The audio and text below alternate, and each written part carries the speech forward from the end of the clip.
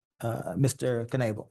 Yes, Mayor, this was in response to some questions that I've been hearing and comments that have been made these past couple of meetings and some discussions with you, Mayor. So really what this is a resolution is just setting out that the city of Lamarck is a home rule municipality, and it's a council manager form of government.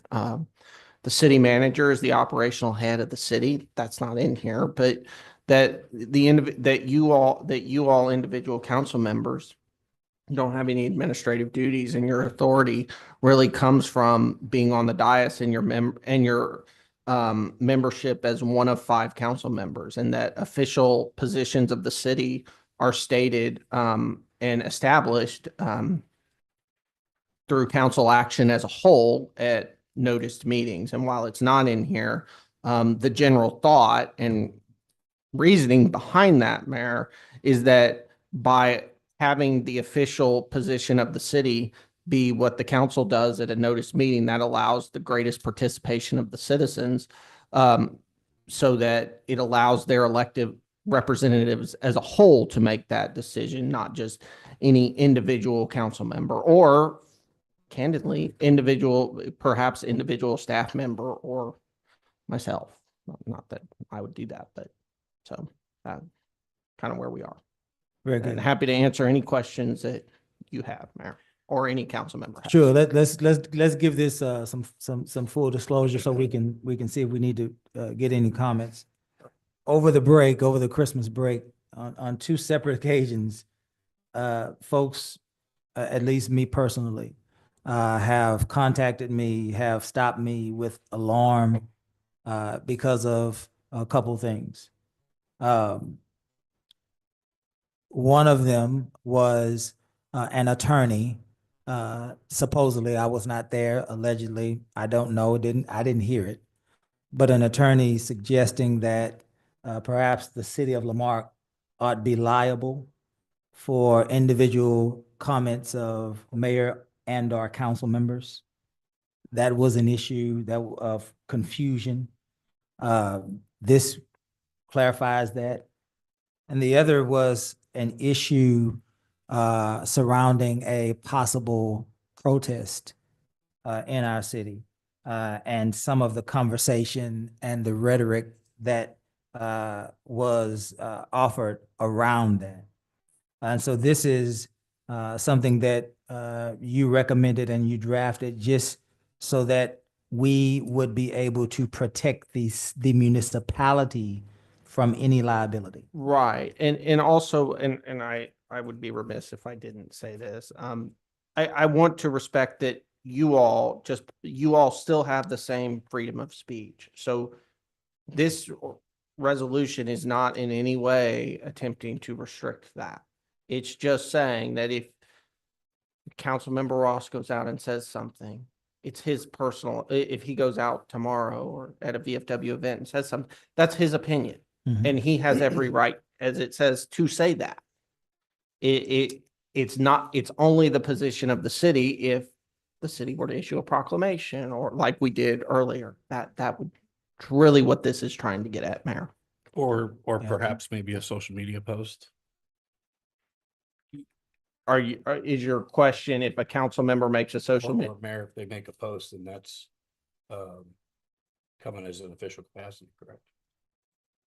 I guess if a council member makes a post, I would say that this is similar, that it's their personal views and opinions, and that's their right. I'm just saying that's not necessarily the city's position. Unless they use it on the city's page as an official, then it would be separate. What he's getting at is what he's getting at is any official statements that the mayor makes on social media platforms that are pushed out through city social media platforms. He's referring to the statement that was made about the protest by the office of the mayor. Okay. He needs to understand the distinction between that and a council member or even a mayor just haphazardly speaking and attributing that to all of council. Okay, well, I think first of all, I would point out that a large part of that post, it really did two things. It respected the right to protest, which I mean, I don't think that's, I mean, I know that's something that council has routinely expressed support for. Not specific protests, but the right in general. And secondly, the part about individual council members only speaking for themselves, I would say that's what we're here to do today, is to reaffirm that. And, you know, that while you, mayor, or the office of the mayor put that out, we are holding ourselves to what you put out, that we're bringing this to council to reaffirm that. So. Did you get your question answered? Yeah, we're good. Yeah. I think, Mr. Lowry, I want to make sure that we, you know, I don't want you to leave this conversation wandering. I think that there is a distinction when it comes to the office of the mayor and it comes to potential hazardous situations that may or may not be occurring in our city. When it comes to a potential protest, where both sides of that protest, where there has been rhetoric going back and forth, and that protest, which was designed to be, I would hope all protests are designed to be peaceful, where the protesters perhaps found themselves threatened with negative outcomes. I think that it was the job of the mayor to step in and reaffirm all of our rights, our constitutional rights to peaceful protests. That's affirming the Constitution, right? There's no liability in reaffirming the Constitution, especially when you're hearing in the city in which you're the mayor, when you're hearing that people are in fear and people are ready to respond and retaliate, not only from the side of the protesters, but the side of folks that were believing that this was an illegal protest. I've heard from both sides where there was people that were fearful of the outcome. In that role, the mayor, which is the leader of the council, the face of the city, and the spokesperson of the city, has to respond immediately for the safety of a community. That's different than me saying, in just off the cuff, making some sort of comment about anything or anyone where there isn't a possible clear and present danger involved. I think that was the issue. The issue was, and I need to let you know because I want to be clear, I didn't just write a comment, but what I did was I talked at length with the city attorney, and he advised me on what we needed to do to try to keep our citizens safe.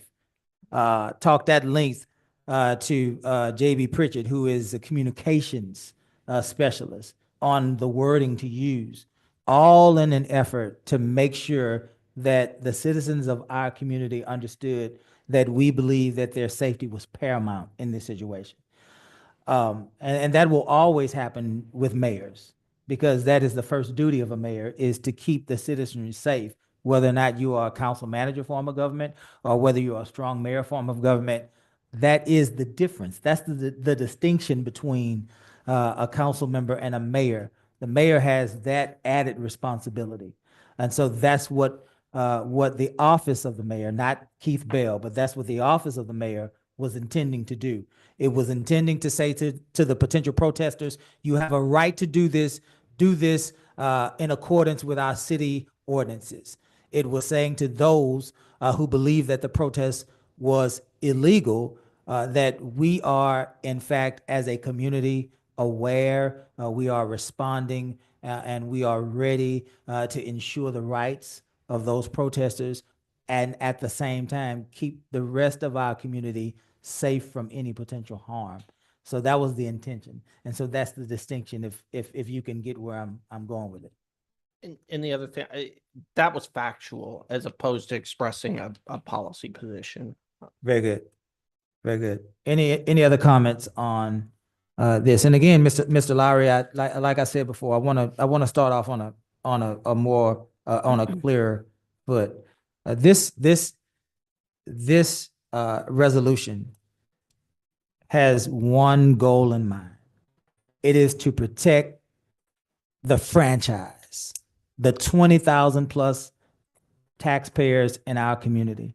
It is to keep them safe from all unnecessary liability, right? And I don't think that you want to put the city of Lamarck in any unnecessary liability. I don't think that anybody does. Right. Ma'am, you and your drink, I'm just kidding. But do you, I mean, I want to make sure that we understand each other. You Yeah, get where I'm going with it? And Okay. thank you for doing your part on keeping the city safe. If next time, maybe instead of 10 minutes before a volatile situation, it may be a day before, 24 hours, just to keep the citizens safe as our main goal. But thank you for making that statement, and let's keep the city safe in a timely manner, as would be my request. In a timely manner. I will take that under consideration, Mr. Lowry, and we will do all in our power to get our ducks in a row and get things done. Anything else? No, sure, thank you. Anything else from this side? Do we have a motion on the floor, Ms. Nance? I will entertain a motion. So moved. Is there a second? Second. Any further discussion? I do want to say something in response to that. It is important that Mayor and Gus, thank you for writing this resolution. I was sick during that period of time with that bug that was going around. And it was very discouraging to see the wording, to see certain tools that was used, and to see our city seal being used to add credentials or to give The wording sovereignty, I of guess. the wording of the press release from the office of the mayor? No, not you. I'm Okay, I talking wanted you to about- clarify. I'm sorry. What I'm talking about is the things that we saw. I was sick, so I was kind of Yes, ma'am. trying to kind of catch up. And it's unfortunate. And so this is a way, like, as you said, I think you stated it very well. I just want to let my constituency know who contacted me that I do apologize. I was in and out dealing with illness at the time, but I did hear you. I did read some of that. I'm glad that our city has responded to protect, as you say, our franchise. Thank you so much. But I do apologize for not having a quick response, because during that season I was out. But I thank you for stepping up, and you for stepping in my period of illness at the time. Very good. Any further discussion? Not about this. I'll talk about the rest of it. Okay. I will call for the vote. All those in favor? Aye. Aye. Any opposed? Item 8.4, resolution number letter R-2025-0003. Calling for a special election to be held May 3rd, 2025, to elect one council member for a one-year term. Ms. Nance? Yes, I believe at the last meeting, Councilmember Ross informed all of Meetings us ago. 2 meetings ago. Wow, feels so long ago. Okay, 2 meetings ago, Councilmember Ross informed the public that he would be stepping down from his position. So we will need to have a election this May to fill an unexpired term. This is just the standard language for that, and then just for the public's knowledge, the first day to pick up council packets will be this Wednesday at 8 a.m. Like, you mean day after tomorrow? Mhm. Oh, goodness, that's happening all so fast. Council, do we have any questions for Ms. Nance? We are still angry with James. I'm teasing. I will entertain a motion. So moved. Is there a second? I'm gonna second that. Any discussion? James, is this where you wanted to step in or no? Well, most of the stuff I'm gonna talk about will be during announcements and everything, but with this specifically, so my daughter started an internship today to finish her bachelor's degree in communication with one of those agencies that has a 3-letter acronym, and will possibly have security clearances this summer. And with everything going on in the city, I don't want to be the cause of her not to have one of said security clearances and be able to move up in this world. So that is the biggest reason why I stepped down, was for my family, because they come before everything else with me. So. Thank you, James. Did we have a motion in a second? Any further discussion? Hearing none, we'll call for a vote. All those in favor? Aye. Any opposed? 8-5. Subsequently, contract for a special election, entering into a contract with the Galveston County Clerk and Galveston County Election Officer for a special election to fill an unexpired term to be held on May 3rd, 2025, with a possible runoff election on June 7th, 2025. Here, I just wanted to, for the record, for those that don't have an agenda, will this election have early voting? Yes, Okay. yes. Do you have dates? I do. Give me just 1 second. Let me pull 'em. Okay. They were in the resolution we just passed. The early voting dates are April 22nd through April 29th. Very good. Just wanted to put that on the record. Second. The 29th. 29th. I will entertain a motion. So moved. Is there a second? Second. Any further discussion? Hearing none, we'll call for the vote. All those in favor? Aye. Any opposed? 8-6, contract, Safe Built LLC, authorizing a contract extension for inspection and plan review services with TXBBG Consulting, a subsidiary of Safe Built LLC. This says developmental services. Mr. Ellison is not here. Are you going to take this one? Yes, I'll handle Mr. this. Garcia. We've had a contract dating back to December 20th to 21. The renewal date would have been now this past year. It is up for at least a 1-year renewal with 2 subsequent renewals. That's what we're bringing to you here is a 1-year renewal for this item. And I can entertain any questions. Obviously, this will be at the discretion as needed by the Development Services Director and that team based on permits. Mr. Scott Williams is here and present. Should any questions, he's representing the company here in the back. The gentleman wearing the beautiful cowboy hat in the back is here. Should any questions be necessary? Thank you. Council, do we have any questions for, is it Scott Williams? For Scott Williams? This is the BBG contract. Yes, this will be renewal as needed. Renewal, when we say as needed, what does that mean? So obviously, right now, the hire that was made, which you weren't able to meet tonight, does have it is a certified building official. There may be an opportunity for him to be able to take on some of that role. Okay. But right now, this offers opportunity, as we mentioned before, to do somewhat of a hybrid for the opportunity. So we do not fall behind. Okay. And I believe in your red folders, you asked for some information. Kira, did you get that to everybody? The red folder. The red folder item the council requested for all the. I did not receive. So basically this contracts keep you on call for when we need inspection service. What I like to say, it's a pay as you play. Right, So if you don't use us, you don't get fee. right. But that's how, I thought it was kind of set up that way. It's always been that. Right, right. So it's the same This is type. just a renewal. Right. And you and your company has really helped to keep that process going because we've got so much new business and people coming in and all that. So I really enjoy your service and how it's kind of picked up the pace. So hopefully we can keep that going too. Yes, ma'am. That's what's for you tonight. Do we have a motion? Oh, no. Not currently. I will entertain a motion. So moved. The second. Second. Any further discussion? Hearing none, we'll call for a vote. All those in favor? Aye. Any opposed? Thank you, Mr. Williams. That was painless, huh? Wait till you get to the, I'm just kidding. 8-7, memorandum of understanding with Unbound Now. The program entering a memorandum of understanding with Unbound Now. Chief Argon, you are a busy young man. Yes, sir. So you're trying to. Mayor, escape. council members, city manager. This is an MOU you have in front of you, and it's kind of a serendipity, unexpected good fortune, because earlier today we had the National Human Trafficking Prevention Month, and now we have a program, an amazing program that's unique. It's called Unbound Now. I have John Lee here and invited him to be here. John, if you come up here. John's the care coordinator for Unbound Now. Welcome, John. And I'll give my 25 words or less summary. Basically, come on up, John. John is the care coordinator or executive director for this effort.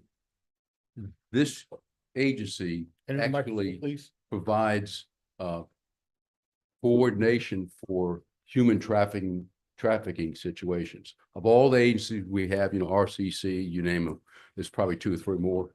They all work together on human trafficking. John's agency actually coordinates it, makes it work correctly. He's not an operator, he's a coordinator. So with that, I think it's a great program. John, if you want to say. Absolutely. Welcome, John. Thank you. Thank you guys for having me.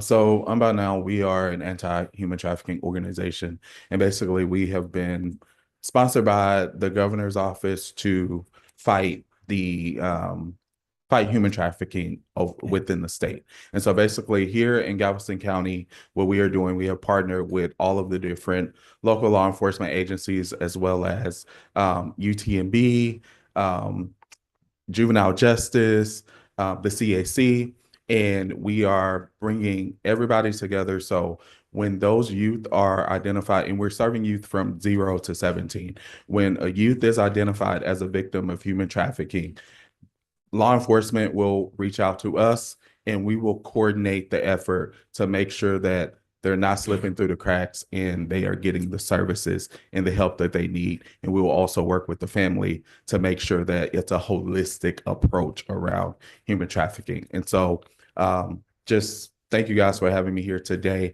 We're really looking forward to working with the city of Lamarck. And like I say, we're working with all of the municipalities in Galveston County to really just combat human trafficking in Galveston County. Yeah. As you can see, Mayor and council members, there's many cities in our county. I think almost all the cities have come aboard and want to be part of this. Yes, sir. And back in the rear, we have Detective Evelyn Kellerman. She works with sexual crimes and so forth, and she's working in, very arduously with John and his group. So I just wanted you to know that. Very good. Okay, that's it. Any questions for, I'm sorry, Chief, you threw me off. Did you say Kellerman? Well, she used to be. Arredondo, right? Yeah. Same lady? She got- Right, okay. She got Good to see you. Our ex-officer of years ago. Yeah. Mike, that's her husband. All right. Well, congratulations. He threw me off. I thought that was Arredondo back there. Any questions for Unbound Council? Just want to thank you for what you're doing. The community needs it. It's a huge, a lot of people don't know, but Houston's actually a hub, one of the biggest hubs for human trafficking. Comes through here, goes to other countries, actually through Houston. So thank you, Mrs. Kellerman. I don't have the stomach for the stuff dealing with children like that. It's gut wrenching. I've seen reports and I couldn't do it. And just thank you both. Thank you for what you're doing.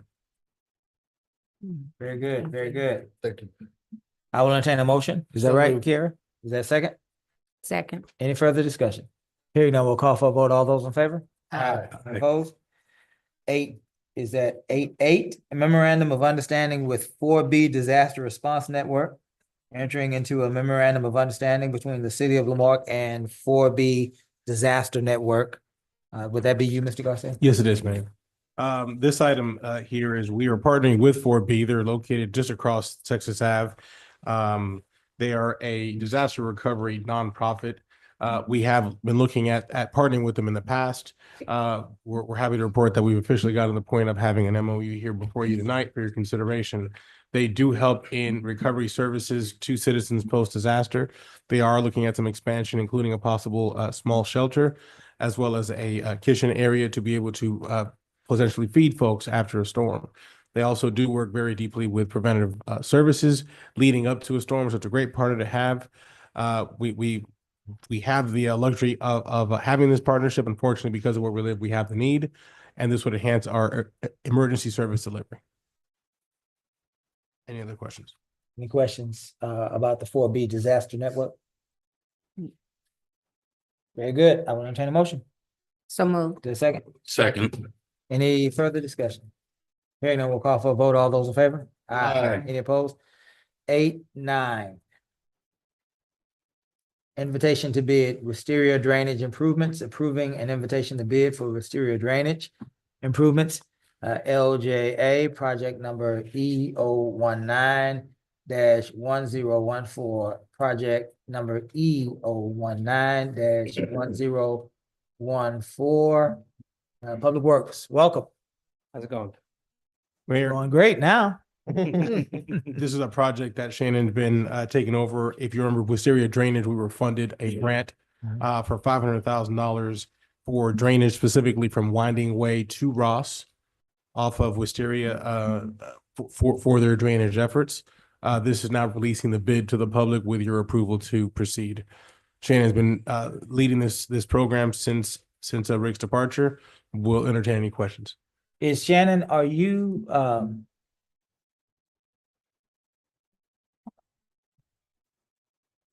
over utilities? Yes, sir. Okay. Okay. So that includes drainage, correct? Yes, sir. Gotcha. I've been All right. handling stormwater since we created the new department. Very good. Council, do we have any further questions on item 8-9? Are we gonna get from Cedar to Winding Way on Wisteria also at some point? Right now, this scope of work will attack that first. If there's any funds left over, we would look to do that. If not, we've already also started looking for other funds to attack that area as well. And then I will say with the city match, how they worked it out is the part we are paying, the 75,000 is going strictly to construction. So the money we're putting in is going directly back into the city, and it won't be for the engineering costs, or that's what. Good to go. Good man. Thank you. Yes, sir. Any further questions? Hearing now, we'll entertain a motion. So moved. Second. Second. Any further discussion? Hearing now, we'll call for a vote. All those in favor? Aye. Any opposed? Item 8-10, request, thank you, Shannon. 8, request for qualifications, legal services. Considering a request for qualifications for city attorney and prosecutorial services. City clerk, there was a question that was asked by one of our council members, Mr. Lowry, and I'm glad you asked that because I'm bringing it up now about why this happened with the city attorney the way that it did. And I believe the council has decided to adopt a policy that every 3 to 4 years, just like with an auditor, that we would perhaps put out a request for a proposal in various of our positions as relates to firms having the opportunity to bid and to rebid. And so it's nothing more than that at this point. And so Gus and Mills Shirley didn't do anything right or wrong. It's just their turn and the city attorney, city prosecutor's turn to have a total rebid. And so I will entertain a motion. So move. The second. Second. Any further discussion? Hearing none, we'll call for the vote. All those in favor? Aye. Any opposed? 8-11, hazardous mitigation assistance grant, engineering administrative services, authorizing amendment number 1 for engineering administrative services, hazard mitigation assistance grant contract number DR-4485-0402. Shannon. Yes, sir. Are you back? I'm back. All right. Back for a couple more. Go forth, young man. All this is an amendment to a program that we've already set in place with Attico and with GrantWorks. What this amendment is incorporating is that we're adding the domestic procurement priority, which gives preference to U.S. products like iron, steel, aluminum, and cement. It also adds I can't speak. I'm sorry, but prohibition of covered telecommunication equipment, which aligns with FEMA and federal guidelines. There is no extra cost to this. All we're doing is adding introducing the amendment to the compliance. Council, do you have any questions for Shannon? Hearing none, I will entertain a motion. So moved. Is there a second? Second. Any further discussion? Hearing none, we'll call for a vote. All those in favor? Aye. Any opposed? 8-12. Don't move, Shannon. No, sir, I'm here. Hazard mitigation assistance grant, same grant, Grant Administrative Services, authorizing amendment number 1 for Grant Administrative Services Hazard Mitigation Assistance Grant Contract number DR-4485-0402. Anything you'd like to add? I would first like to invite Brent up here just in case there's any other questions. But this is just a change order for the Main Street Waterline project that we Hold on a have. second, Shannon. You're Oh, advanced one. I'm You're on ahead. the second I'm so part of that sorry. one. My apologies. The explanation he gave on the previous Yeah. one actually counts for this item as well. Yes, Mayor. sir. It's the same thing. It's just for grant. Just work. ditto, huh? Yes, sir. Well, I'm good with that. My- You're doing a good job, man. You are I'm knocking going it out. too fast. You're doing a good job, and I Yes, like sir. your shirt. I'm Thank telling you. you. All right, I will entertain a motion. So moved. Is there a second? Second. Any further discussion? You're doing a good job, Shannon. Let's call for the vote. All those in favor? Aye. Any opposed? Item 8, is that 12 or am I on 12? 13. 13. I mess up all the time, Shannon. Yes, That sir. doesn't bother me. This is the correct one, so I'm good to go now. 13, Main Street Waterline Project. Authorizing change order number 3 for the Main Street Waterline Project in the amount of $149,080. Shannon. So the initial project required boring through the piping, but when the contractors got out there and started doing the checking for the lines that were there and calling out for locates, they saw there's a lot of utilities there, including a bunch of fiber optics that were at different levels. So the cost that we were going to get to do that properly was going to be going up. So that we decided to go with the open cut for the construction, which did some damage, of course, to the driveways and the side, as we've seen down May Street, the side of the road. So this change order is just to go ahead and do those repairs.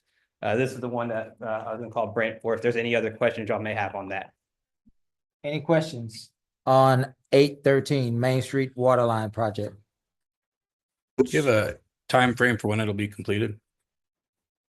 Once we get this approved, are you? Yeah, I think we. I'll have Brent answer that. Well, while we wait for, Yes, sir. is any of the utility maps being fixed as we go along so that we know exactly where stuff's? Yes, sir. They have it. All right. Oh, yeah, go ahead. Hello, Brent. So, sorry. The time frame. So the line's been installed. The installation has been completed. It's just restoration work. It's been tested, transferring services on the second half of the line from Bayou all the way to 12th Avenue. So we anticipate, if everything goes well, weather permitting as well, that we should be done probably within the next 30 days, hopefully. Awesome. Hopefully. Any other questions while I'm here? No, that just said goosebumps. Thank you. Any further questions? Where are we at, Kara? Do we have do we need a motion? I'll entertain a motion. So moved. Is there a second? Second. Any further discussion? Hearing none, we'll call for a vote. All those in favor? Aye. Any opposed? 814, Wildlife Habitat Federation Study Conservation Assessment. Executing a landowner's agreement for a conservation assessment at Highland Bayou and Mahan Park by Wildlife Habitat Federation.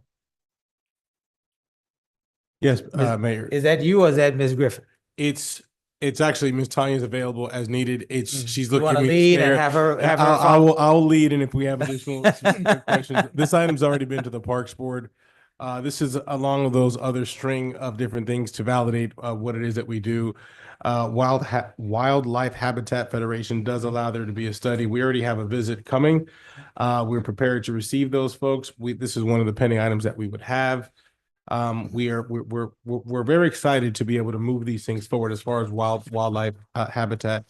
Again, Parks Board's already supported this item, and we're ready to move on it when you are.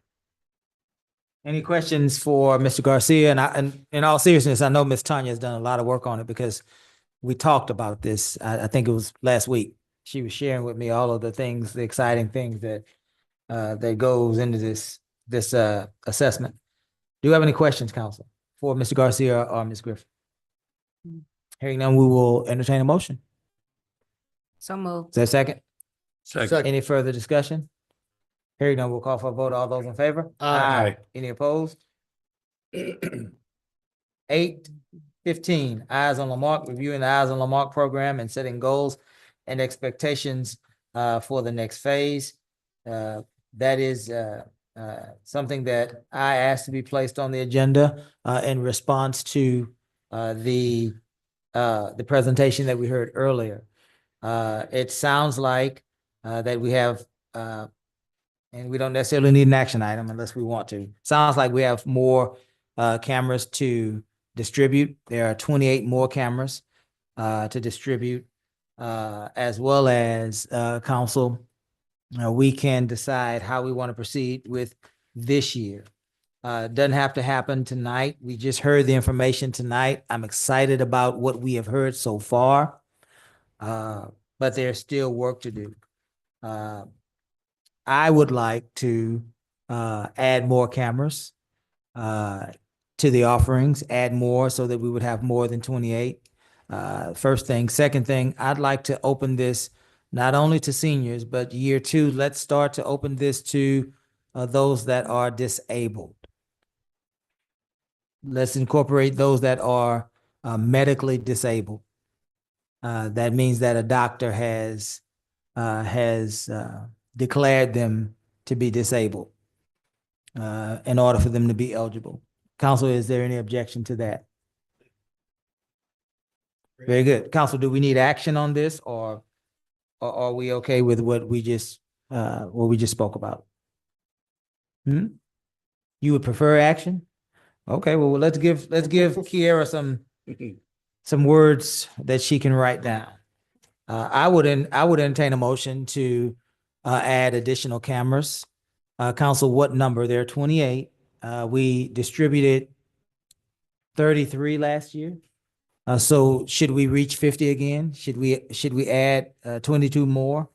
We actually, I want to. Yeah, help me. may I? Got it. We Go ahead. actually ordered more than that. We have some left ready to go right now for distribution. How many do we have total now? I was just trying to get you an answer. I want to say it's 45, Gandy. Distributed. Gandy, you held out on us, Gandy. You held out on us. No. You waited for the last, I know what you did. I'm teasing. So we have enough cameras. So then I would entertain a motion that we extend this program. If you, Gandy, and Chief Argon, if y'all think this is a good idea, that we extend this program to those that have been declared medically disabled. I will entertain that motion. So at what level of disability they get? That's a good question. I mean, that's. Military disabled? Is there, I don't know if there is such a thing as a percentage of disabled? Yes. If there is? Okay. So with the VA disability rating goes all the way from 0 to 100%, where 100% is normally totally and permanently, and you can no longer work. Some are able to work, like Congressman Crenshaw is able to work even though he's disabled, 100% because he got shot in the face. So there's levels to that. The state of Texas, around 30% is when things start becoming free. 50% you're able to get a placard in your car. 70%, 50%, and 70% is where money comes off your taxes. And So James, let me ask you this. That's a military designation, right? The percentage. That's the Veterans Administration. Okay, so if you are non-military, is there a percentage that's assigned or associated to a So disability? there is a percentage associated with disability when it comes to Social Security, disability income and such. But I'm not sure how it works on the non-military side of it. So if there's anybody that does, please reach out and let me know so that we can further this discussion and get people cameras. Kira, what we need is, let's bring this back. Sounds like there's a consensus amongst council to add disabled residents. Let's do some research and provide for, at the next council meeting, provide for those descriptions so that we would be educated in how we would go about declaring the percentage or levels of disability for this program. How about that? You may, Mr. Gandy. You need to come to the microphone so that the folks out in the, So of the 45 cameras that we have left, we already have, I think, I have to look at the list or the PowerPoint again, but we already have a quantity of people waiting for that next round of cameras. So that's 28. going to cut down into that. Is that what that said? 28. Okay, 28. That's So 28. 28 out of that 45. I have a feeling if we advertise it again, even under the senior distinction, unless there's more funds put into that thing and to get more cameras later down the road, that we're probably going to hit that 45 Okay. pretty easily. Okay. Just from my yeah, from my perspective on what we've dealt with so far with it, because it is a very popular thing, even with the seniors. We do have some limitations with it that has helped us or kept us from being able to get to every senior. Stuff like apartment complexes, we don't have permission to go drill into the side of their walls. right. Trailers, like RVs and such, we're not, can't drill into the side of an RV. Stuff like that disqualified some people from getting them last time. But I think if we do advertise it again, that 45, whatever's left out of after that 20 something is probably going to go pretty fast. That's 17 cameras that are left after. Seven after is that. So 17? if you want to get back up to 50, we need 33 more cameras. So Kara, let's bring it back. Let's look at the, if we get back to 50, the actual need, the amount of cameras we would need. Also, let's look at some disability descriptions, definitions, percentages, so that the council can be educated and not just kind of, feel around in the dark on language. We can fire up the ad. I mean, it's already on our page. The sign up sheet's still there. It hasn't come down. I mean, do you want us to continue to advertise under the? I current personally parameters? would like, Mr. Garcia, I would like that to continue. Absolutely. Yeah. We'll start pushing it out under the current parameters, and if y'all add anything later, we'll adjust our advertising. Okay. That sounds like a plan. Kara, did you get your direction? Very good. Mayor, actually, Yes, sir. somebody just registered. Today, Like, just now? right now, just as we were speaking, I just got a message and I just sent it over to Lieutenant Gandy and Chief Aragon. Very good. Very good. We're on the move. So that drops us down to 16. 16. James is letting us know. All right, ladies and gentlemen, we are past the action portion. We are now in the city manager's report. And as always, this is, I will call out those numbers. And I will ask you if you would like to pull those items for further discussion. 9-1, departmental reports. 9-2, November and December 2024 storm water report. Yes. That's James for 9-2. 9-3, New Year's response by fire department and marshal's office report. Yes. James, 9-3. 9, 3, and 4. And you want 4 as well? And 5. And 5-2. All right. 9-6, clean water state revolving fund. Anyone?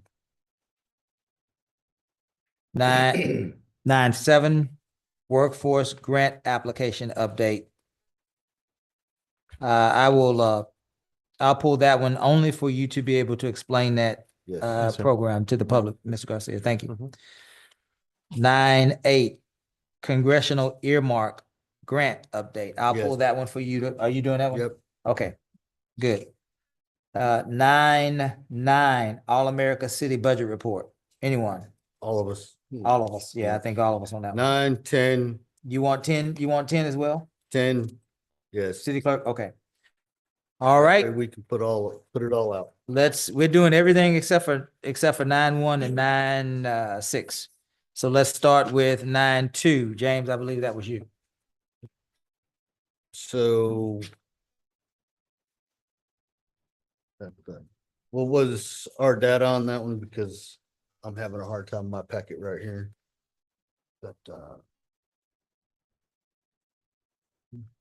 let's see, 9-2.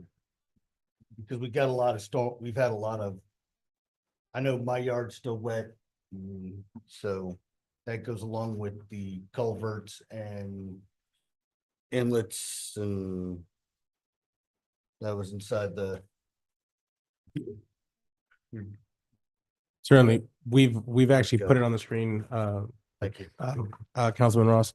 So this is a report that's prepared on a monthly basis by our Public Works team under utilities, under Shannon's leadership right now. Where it shows exactly what drainage channels have been cleared and what culverts. You did ask, I want to say maybe 3 months ago, for us to start separating those by district, if I'm not mistaken. So now what this report shows is by district, how it's broken down. This just shows a breakdown of the total culverts cleaned, and then what the linear feet of work has been done.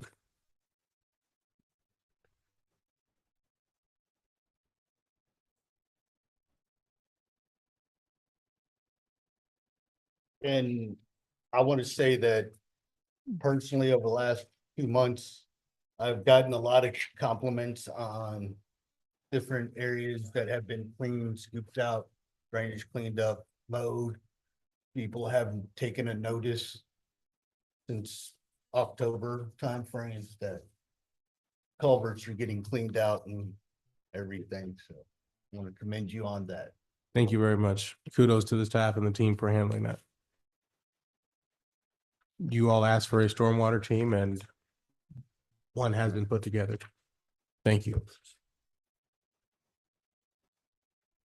Anyone else on 9-2? Yeah, I'm a little jealous. I only see A on there 3 times. Got big ditches. Yes. I'm just saying, we'll have to follow up on that. Anyone else on 9-2? 9-3, that's New Year's response by fire department. That's you also, right, Jane? Yes.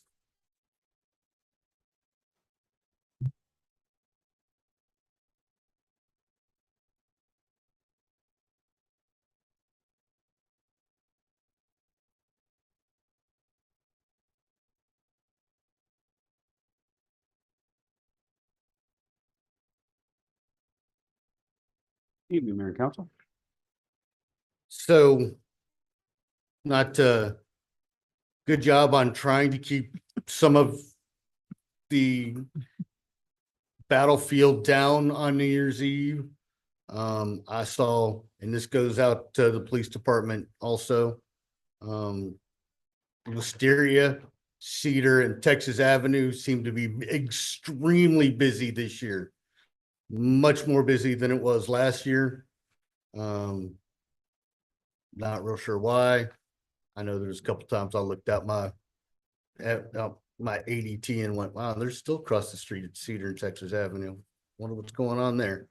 But good job keeping it down. Texas City side of Texas Avenue, not so much. But I will give both departments the kudos for less than the year before and less worrying about whether that was a gunshot or a firework this year also. And that was well, commendable. It was, we had an extra set of officers on the street as well, but due to our boys in blue needing some help, our guys did not spend the full night confiscating fireworks. Our guys in blue needed some backup for a couple of hairy calls those guys had. So yeah, we were all busy that night. But the boys in blue were backed up pretty bad, and but it was it is kind of a, when you confiscate over 500 fireworks and it still sounds like Beirut, is just it's a rough night for the guys. They came in feeling pretty defeated, but I think they did a pretty good job. The guys in blue had just a rough a night, and they deserve just as much credit as any of us, because it was a long night for those guys. I was able to go to bed before 4 a.m. this year, so it was much better than the year before. So.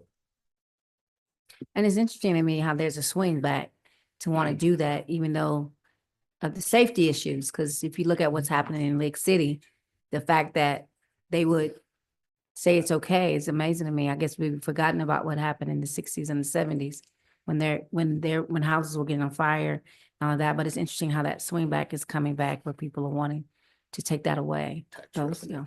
Mhm. That's, you know, when that council changed and there's specific rules on the ordinance for theirs, so Yeah. it's not just open reign. It's not completely legal. There are specific timeframes that fireworks are now legal in that town, so. Yeah. That's, Thought I'd never see that though. Good luck with that, because it did sound like. I I'm. don't even fight it with my neighbors anymore. I'm It's, just like, if that's something the council wishes to entertain, then that's on y'all. We enforce we try our best to enforce the ordinances that you guys give us to enforce. And I know it on New Year's Eve, it did not sound like we was doing a very good job of it, but. No, y'all, I will. But it was a long night, and our guys were busy, but the guys in blue behind me were even busier than we were. So they need the kudos as well. I want to make sure I commend both departments on what I feel was a job well done, even though it did sound. It certainly did not sound like it at New Year's midnight. It did not sound like it. Amen. Thank you, Chief. Thanks, Chief. 894. 94, Chief Argon. I'm sorry, 94, Chief Argon. We have Mr. Ross and then Mr. Lowry. Ms. Yancey, did you want to get in on Mr. Ross, then Mr. Lowry? Yes, sir. I once again want to say thank you, just like I did to the fire department. Y'all did an excellent job.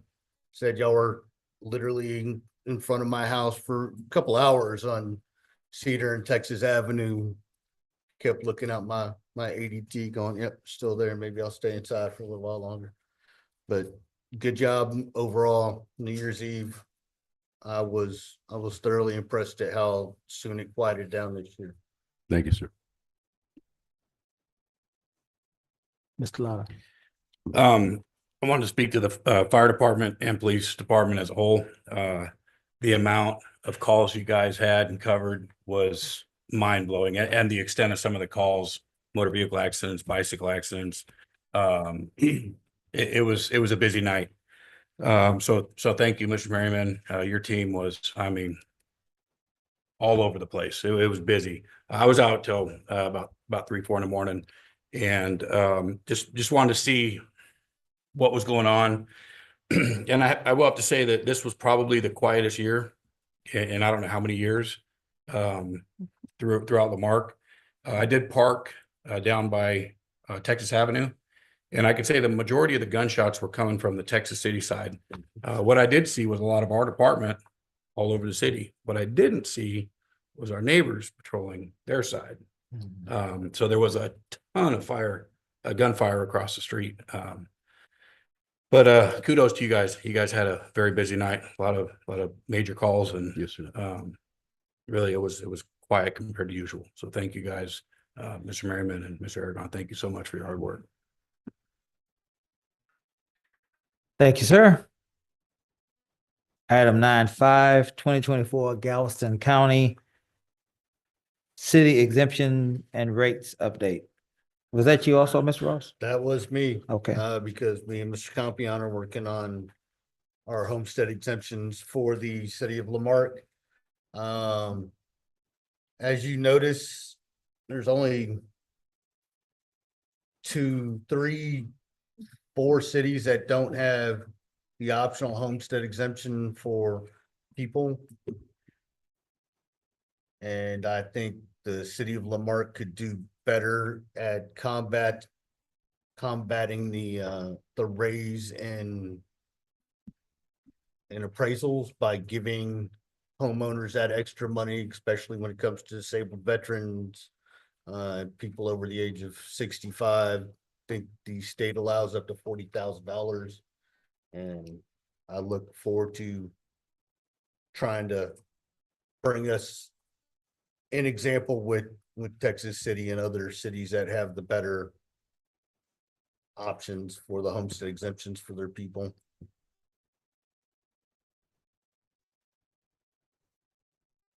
Very good. Certainly, Mayor, this was an item that council asked us to bring back on the budget process. We worked with Cheryl's office. This is just a synopsis of where everybody is in the entire county. what we as a team seek is whatever direction you'd like to move forward with this, so we can go back and provide those calculations for you at this next budget cycle. Thank you. Thank you, sir. Item 9.7, workforce grant application update.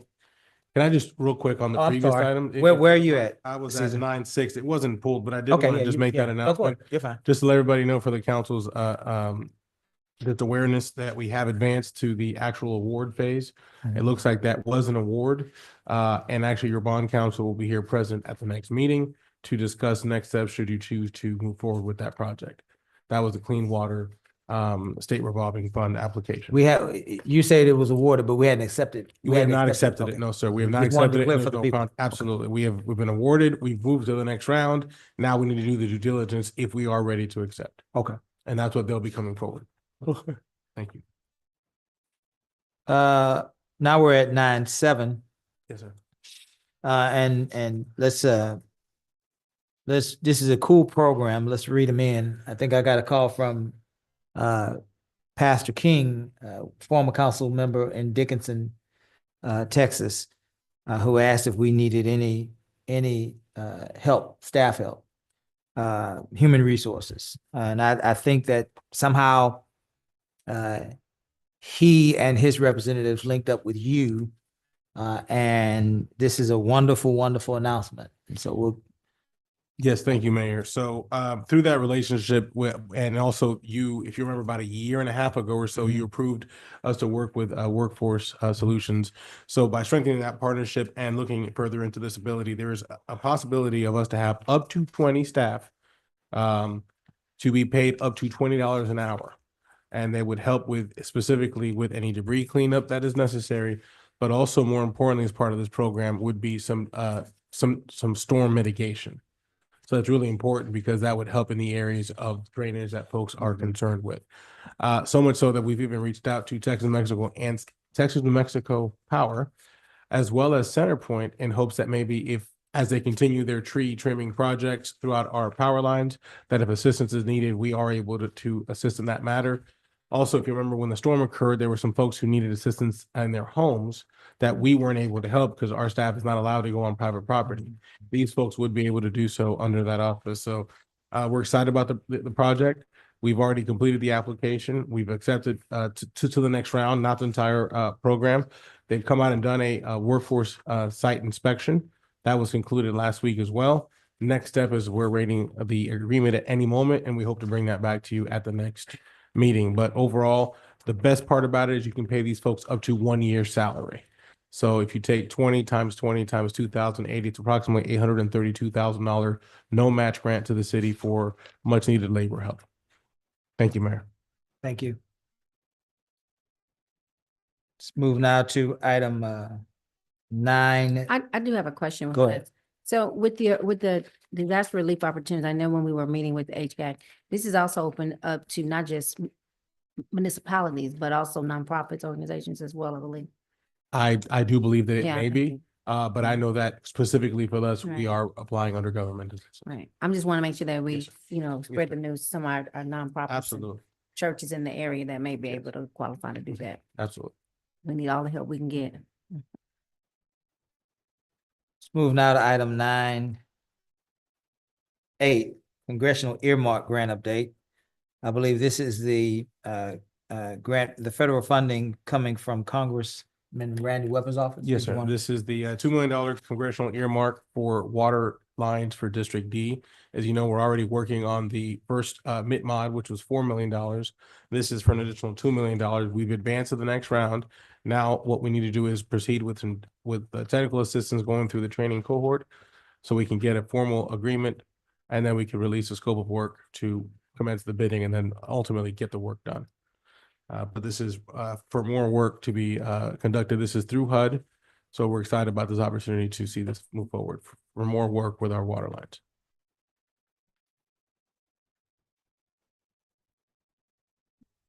Item 9.9, All America City Budget Report.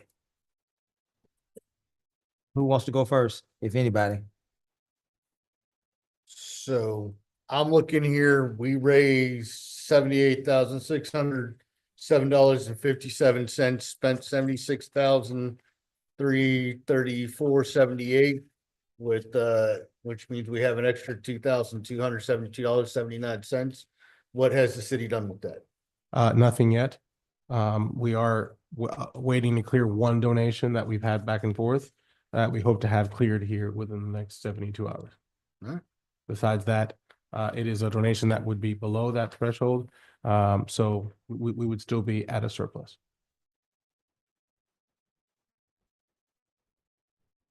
Any other questions? Ms. Garcia, one thing that I don't see on this list, and I think that is going to put us in the negative, in the red. And it's a huge expense that has gone unaccounted for. And that would be the expense of human resource.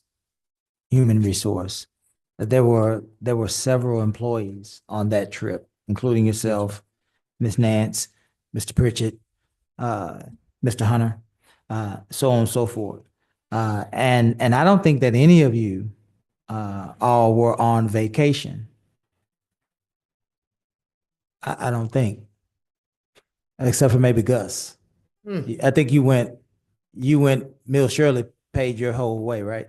Yeah, I didn't build a city for my time there. So that leads me to say that we had staff members representing the city of Lamarck in Denver, Colorado. They were working and they were paid by the taxpayer. That is an expense. And that needed to be added to the overall expense. Okay. Right? And so hold your horses on that, James, on what we're doing with this extra $2,272.79, because it's going to be gone. I pretty much figured. When we add the human resource element into this, that part will be gone. But we need the most accurate reflection of donation and expenses. Because if I were to take this to the constituents of the city of Lamarck, the great city of Lamarck, the first thing they're going to say to me is, what about all of the people that flew to Denver and worked in Denver? Either one or two things will happen. Either those persons will have taken vacation and those monies will come out of city coffers, or those folks will have received a paycheck. Those monies will come out of city coffers. And either way, it has to be documented as an expense. Certainly. To give the proper reflection. Just wanted to alert you of that so that we can get adequate reading. Anything else on that, guys? Yeah, I do have a Yes, question, ma'am. because if they're there for city business, why would that be vacation? I'm just They gonna. were push back on that a little bit. I didn't say that. I was saying, Ms. Yancey, Mhm. either we know they were there. Well, Right. I knew they were there because I was there. Yeah, you know. Right, I know they were there. So either they were there in one of two ways. They were either there working or they were there vacationing. Even if they were there vacationing, we would still have to pay them salary. And you're saying that should be a part of the. I'm saying they weren't there. Let me just make it plain. They were there working, Ms. Yancey. They were working. And because they were working, they were getting paid by the taxpayer. And because they were getting paid by the taxpayer, I believe what a lot of people who have been asking for this report is going to say, and some of them have already said it to me, this is an inaccurate report because it does not reflect the human resource element. The human resource element has a dollar figure as well. And it has to be reflected. We said that there would be no expense to the taxpayer of the city of Lamarck. That's what we said. Well, I would like to direct you to see, Tech City I would like to see what the standard is on that when it comes to expenses, just to see what is the best practice for that and not someone's opinion, because I would think that if you're working on behalf of the city and that's part of your salary, not an expense, I'm gonna disagree with you on that. I mean, I'm just saying, I just want to know what the standard Yeah, is. let me say this to you, How Ms. they Yancey. count it. Yeah, and let me say this to you so I can further explain myself, because I was being a little facetious when I was talking about vacation, but I No, think you it weren't. zoomed us. It zoomed us.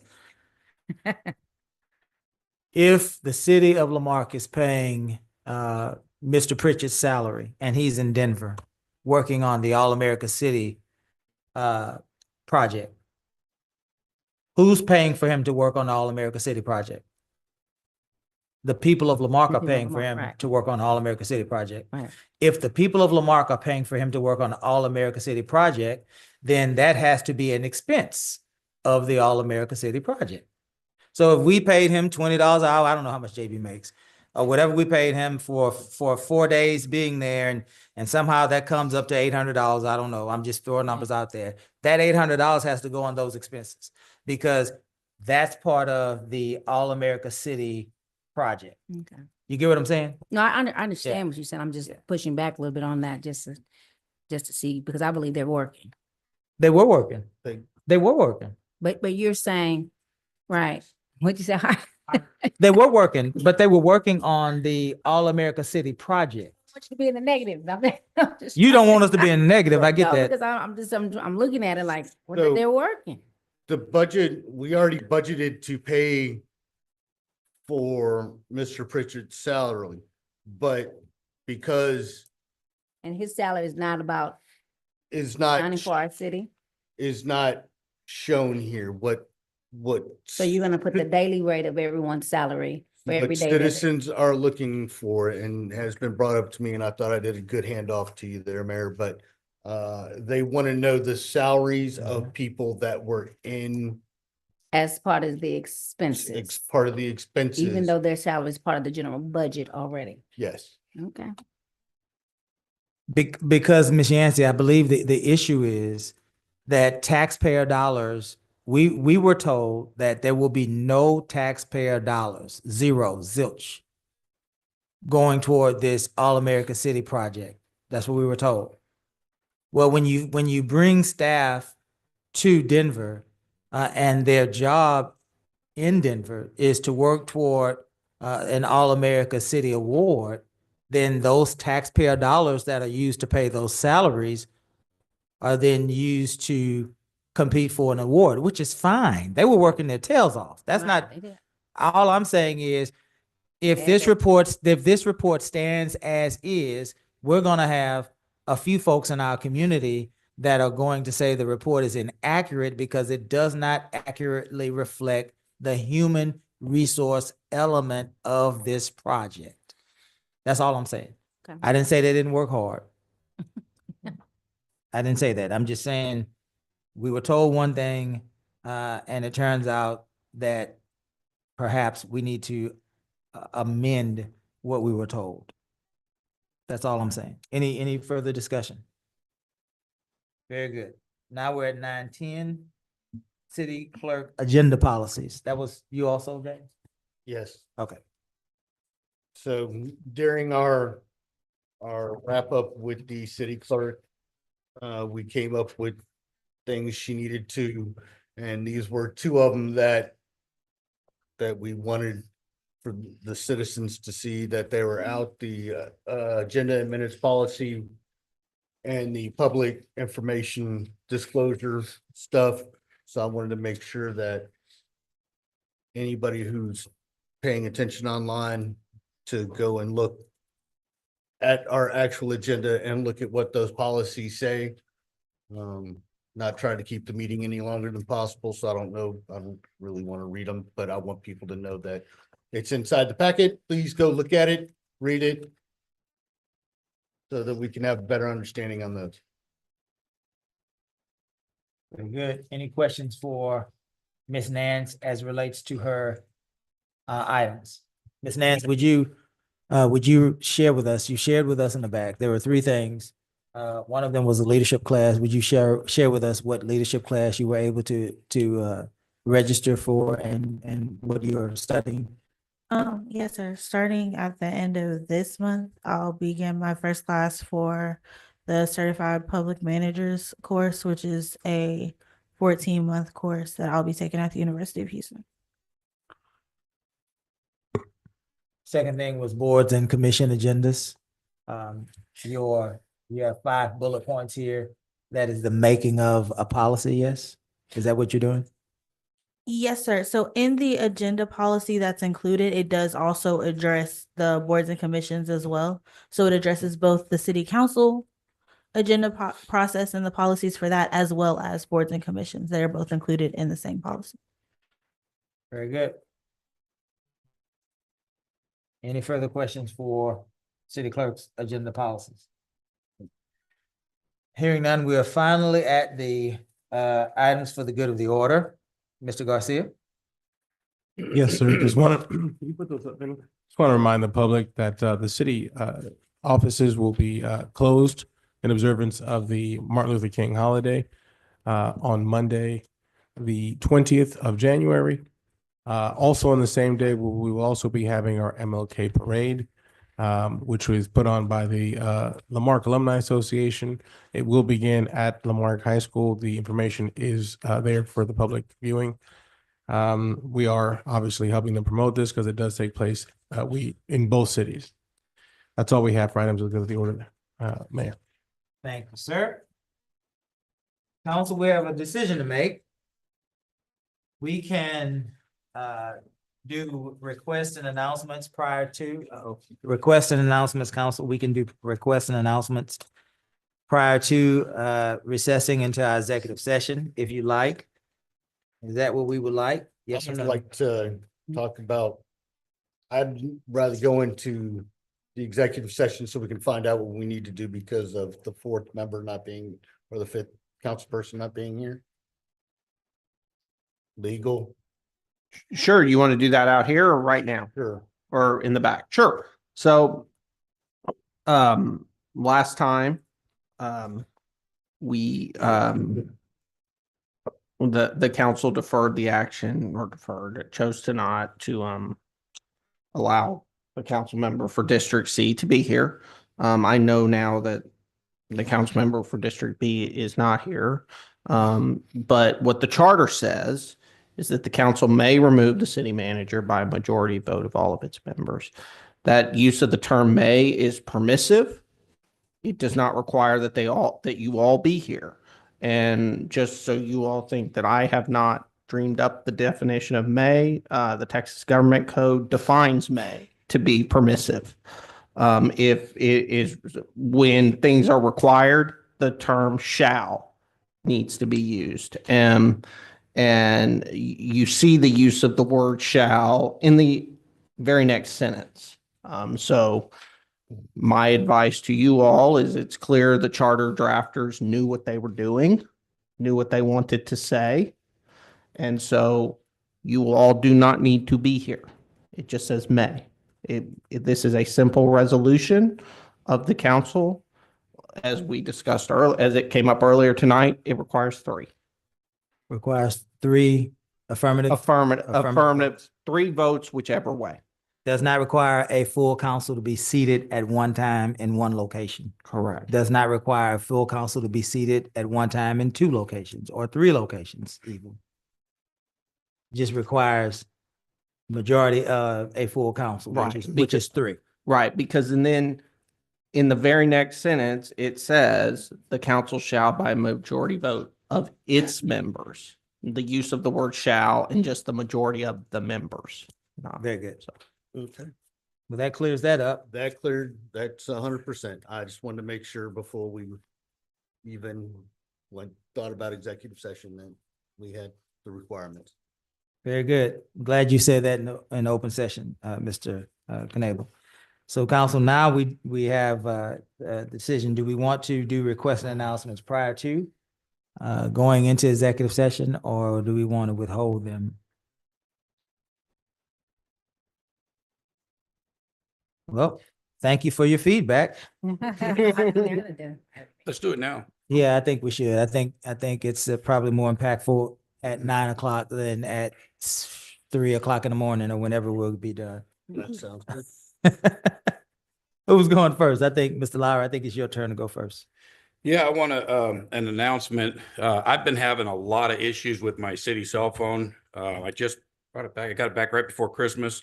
And I just want the taxpayers to know that if you messaged me, I didn't ignore you. When I got it back, there was 270 missed Zoom communications and 42 on Outlook. So if any citizens are online and you didn't hear from me, I know there was people reaching out to me during the storm. And I just got those all at once, and I'm sure well, I hope there's not storm debris to clean up still, but if you're hearing this, I apologize, but it's still having some issues, and hopefully we'll get it squared away this week. Other than that, just want to once again thank our fire department, David Merriman, our police chief, Randall Aragon, again for the hard work you guys have done in the community for the last several years, and especially on the 4th of July, or excuse me, New Year's. Those gunshots were pretty bad over there in Texas City, and it was getting scary. But thank you guys for doing what you guys do, all of you. Thank you, sir. Mr. Ross? All right, so I've got a lot of stuff to put out here. First, I have a story from a young lady that I met probably a year or so ago in Texas City, taking care of my good Marine buddy. Sometimes not so much, but she has a young daughter, 5 years old, in kindergarten, of mixed ancestry. Mother's white, father's black, and a young student with this young girl decided to scoot his chair away because even though she was mixed, she's still predominantly white, and white people are evil. Said by a 5-year-old. I don't know what happened to the people that grew up and we Coke generation, hands around the world. Man, can we go back to just loving one another just once? Just give me a week, please. I mean, second, I want to shout out my daughter again. Proud papa, gonna be empty nester at the end of the year. But yeah, her internship is never as a military man to be a part of one of those 3-letter agencies. Makes dad proud. Know how hard she's worked for it. Now, rental registrations. I've gotten a lot of emails about this. Is there any way we can send out a bill to somebody who's previously been on the rental registration to remind them, hey, it's December, you got 7 homes. Can you please pay your rental registration on them instead of them getting a nasty letter in the mail?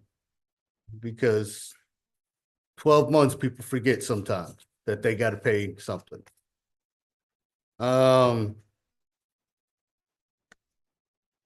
First Amendment, Texas Constitution, Part 1, Chapter 20, or Section 27. You all have the right to protest. 150 people before you need anything. Expected 150 people. That's in our ordinances. I know because I got in trouble for trying to shut somebody's cleanups down because we didn't see eye to eye the first few months that I was in office. And they let me know exactly how wrong I was, and it was painful. But we have subsequently worked through some differences and stuff. January 15th, the applications start. Take this spot. Testicular or ovarian fortitude, please come on down. Let's see what you got. Oh, EDC report. I have been asked if we can get some kind of something to show what businesses the EDC is trying to attract. Doesn't have to be, but we have Texas City's getting another HEB. Why is Lamarque not getting it?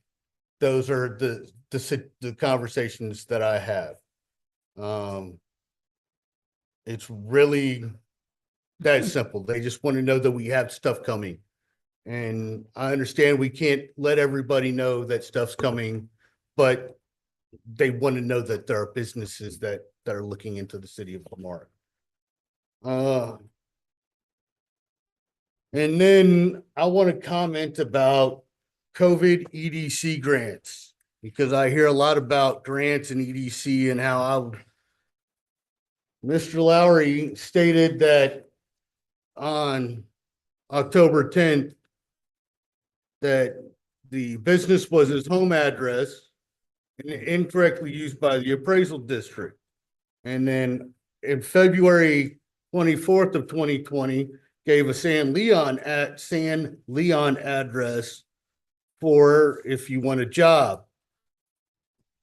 And then come a few months later, he's applying for a grant from the EDC using his home address, but the requirements were that maintain a physical address within the city limits of Lamarck, check, not based in a home or residence, not check, and generated sales tax revenue.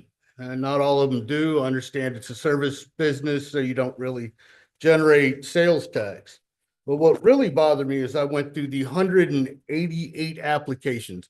Only two of them, two businesses used a home address. One was a tree service, no longer in business, maybe moved to Hitchcock, but not real sure. But there was the two addresses that you got $25,000 for, or the two applications you got $25,000 for, and then a third application handwritten that you signed 3 days after the second application went in. So as a forensic audit, that would be how I would like to see evidence for forensic audits in this city.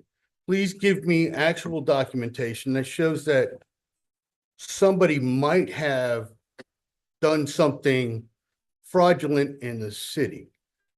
Now, I don't get to make this decision. The Office of Audits for the state of Texas, Galveston County, the PPP, government oversight, those groups will be making those judgments.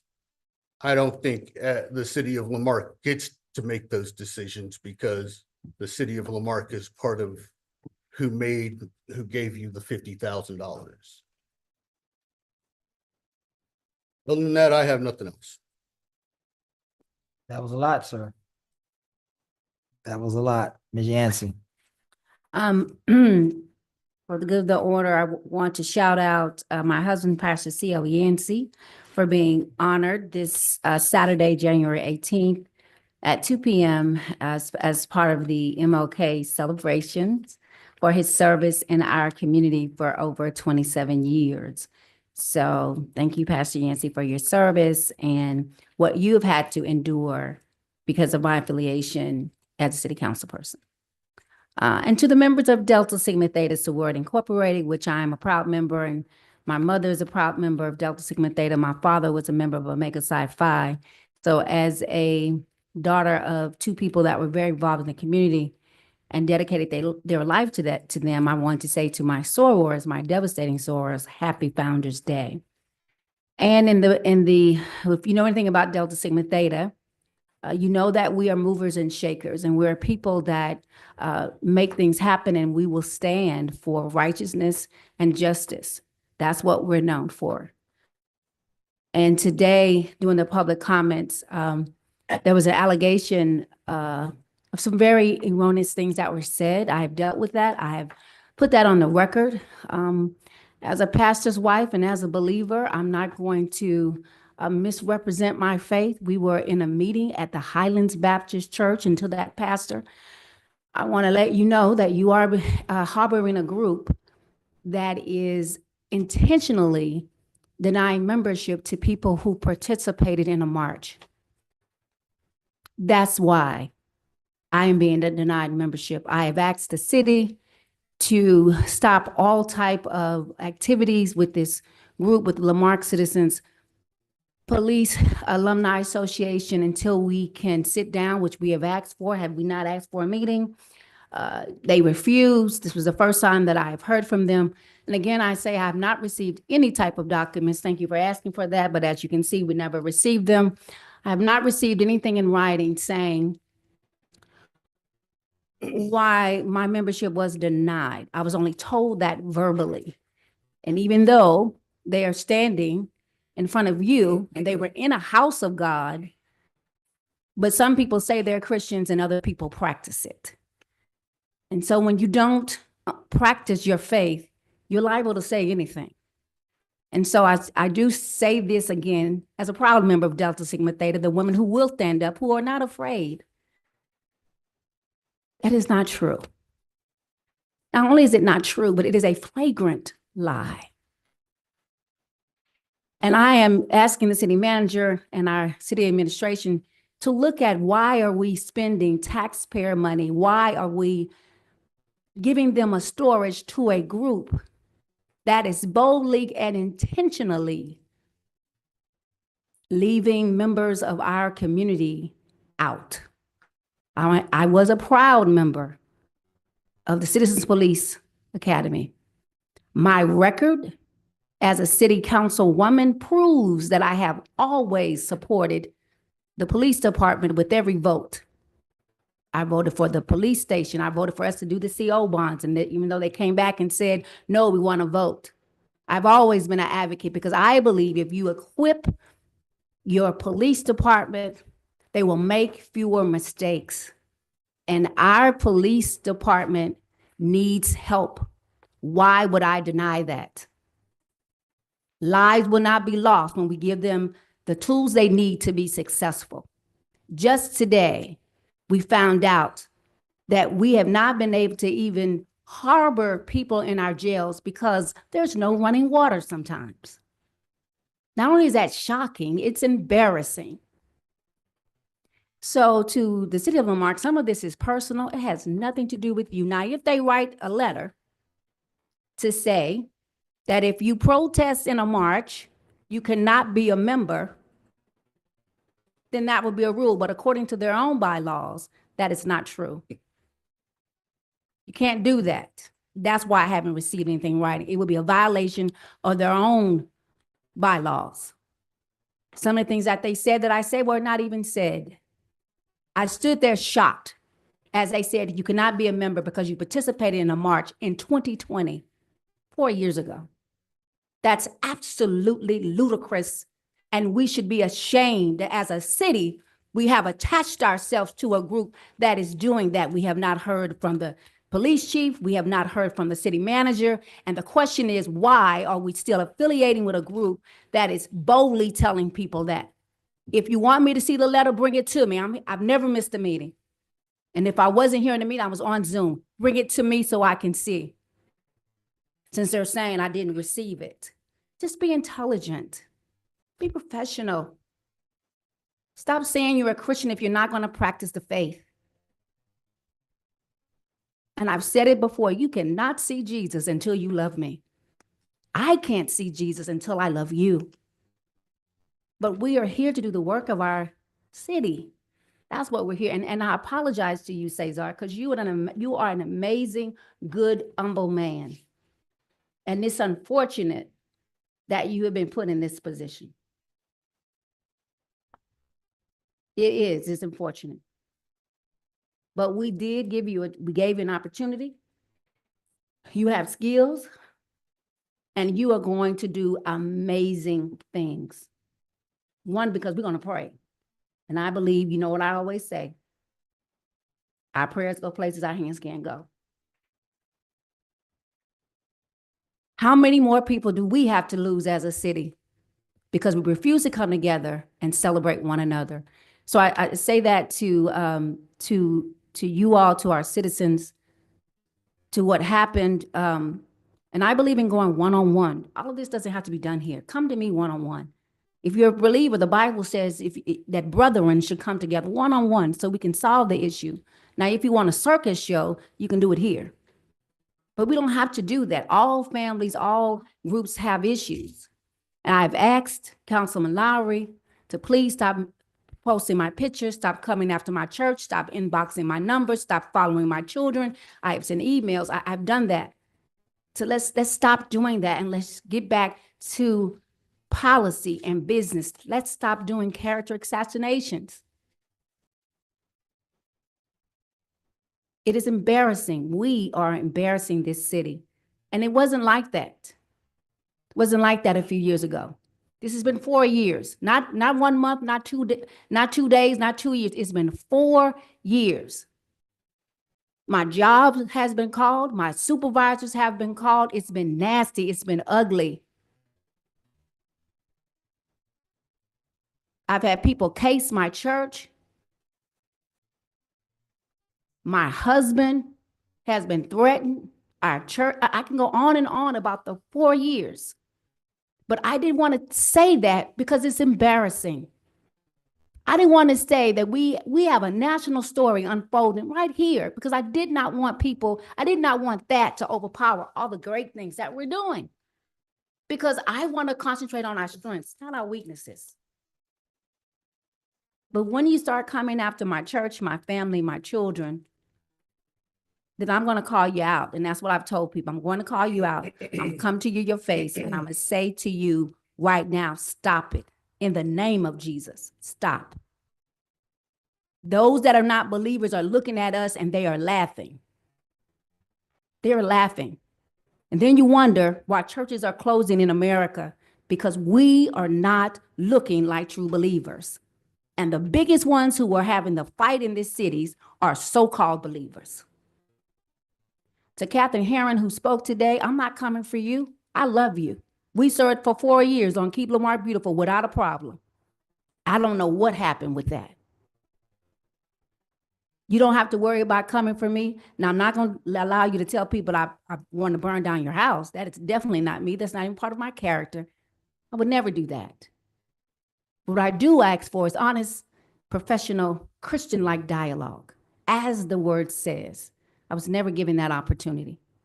So to you, Mayor, I thank you for your leadership. I thank you for coming and responding to what happened with the protesters. Listen, we have a right in America to protest. That's a First Amendment right. You don't have to agree with it, but typically people protest when their government is not listening to them. Typically people protest when you're using taxpayer money to finance their own oppression. That's typically when people protest.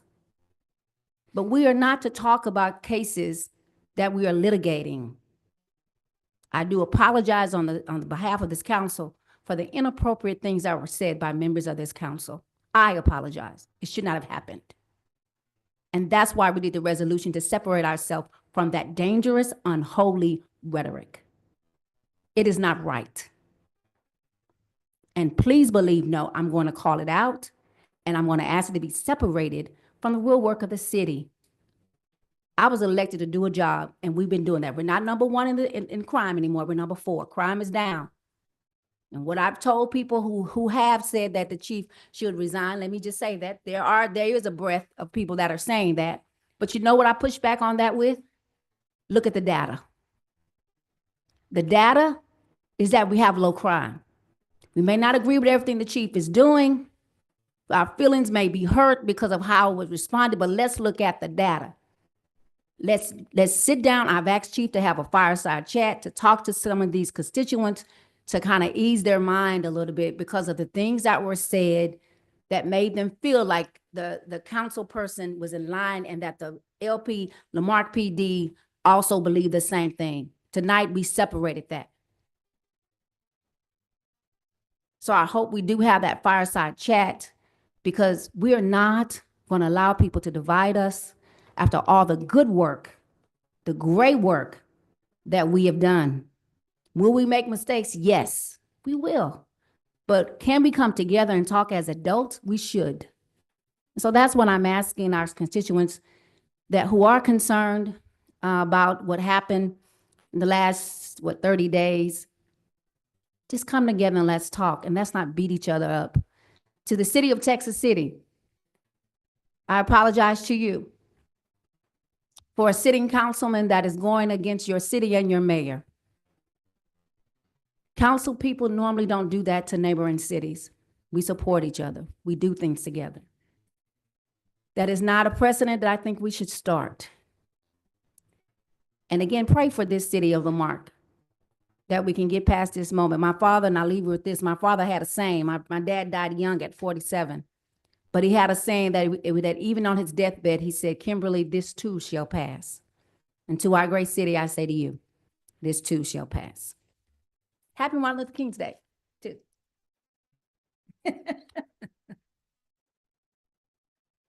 Mayor Bell, can I respond to some of that stuff? You have had an opportunity. Let me give you, Mr. Lowry, I can't give you a whole lot of time because you had a Understood. chance to respond, Thank you. but I can give you a short time I appreciate to that. respond. So let's, where's my clock guy? He quit. He quit on me. He quit on me. Vinny, can you watch it? Let's give him, let's be fair, and allow Mr. Lowry to respond. We're gonna give you a rebuttal, 3 minutes, Mr. Lowry, just to. Yeah, first of all, I would like to add that about half of what Kimberly Yancey said was completely false. She was sent multiple letters. She did not sign for the letters. She had the opportunity to meet with the CPA. She chose not to do it. The CPA has done amazing things. We're gonna move on. Over the last couple of years. We have grown tremendously. I have to abide by the same rules that you did not abide by. You say that you were so adamant and such a big participant, but you didn't pay your dues for 5 years, Kim, until you wanted the city to pay your dues. Mr. Yancey. That's a fact. The I city cut a understand. check, Mr. Garcia cut a check to the CPA, which was rejected. And it had, for the record, it had absolutely nothing to do, it had nothing to do with the protest. Not one thing to do with the protest. Ladies and gentlemen, ladies and gentlemen, ladies and gentlemen, ladies and gentlemen, Chief Argon, Chief Argon. Chief Argon, listen, ladies and gentlemen. It's fine. This is America. We don't all have to agree. I get that all of this is very frustrating. I've been doing this for 4 years, and so I get the frustration. Talking about being mayor. I get it. Let's be peaceful. That's the choice. That's the better choice. The worst choice would be for these young men and women in blue to take you down there to that jail or where the water runs and sometimes the water doesn't run, and you get these cold hot pockets. And Judge Pettijohn is going to magistrate you in the morning. It's 9:30. So, Mr. Lowry, did you get a chance to say what? Now listen, Mr. Lowry. Here's what I want to ask you to do. Just keep speaking. Don't even respond to them. You keep saying what you need to say so we can get past this moment. Can you Yes, do sir. that? And Kim's own actions are what had her removed from TCISD as a substitute teacher. It was her bringing. Okay, all right. Please Okay. don't bring my employment into this. You got a ruling, Gus? If I may, none of this is on the agenda. So She brought up her work. And I just want to respond to that. And I understand that you do. But when council starts having a discussion and responding to each other, that's when we have to notice the time, date, location, and subject that council is going to discuss. That's what I'm saying. And so I would strongly urge that while you have your feelings about it, and I understand them, if we are going to discuss these things and council wants to discuss them, put them on the agenda so that the public can know and council can discuss them, would be my advice. Very good. Did you want to continue, Mr. Lowry? Please, if you do. Now, Gus has already gave me his recommendation, so I'm going to start being aggressively policing this. Yes, sir. I wanted to give you a chance to speak because I gave them a chance to speak. If you can, Mr. Lowry, finish up, but let's not focus on making accusations as much as we can focus on clearing up what you need to have clear up. Yeah, it's just frustrating because there's so many things, there's so many untruths in it. People bringing stuff upon themselves, you know, at work, if you're not supposed to bring politics in the classroom setting, and you do that, bringing up a council person, that is where, you know, there's just so many things that I'm not going to go back and forth with her, but I just want the public to know that most of what she said was not true. Let's, okay, okay. Are you done, Mr. Lowry? Yes, sir. All right, Ms. Yancey, we heard you. We Thank you, heard Mayor. Mr. Ross.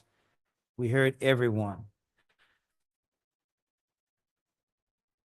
I just wanted to say that on January the 20th, this community and this country will celebrate Martin Luther King Day.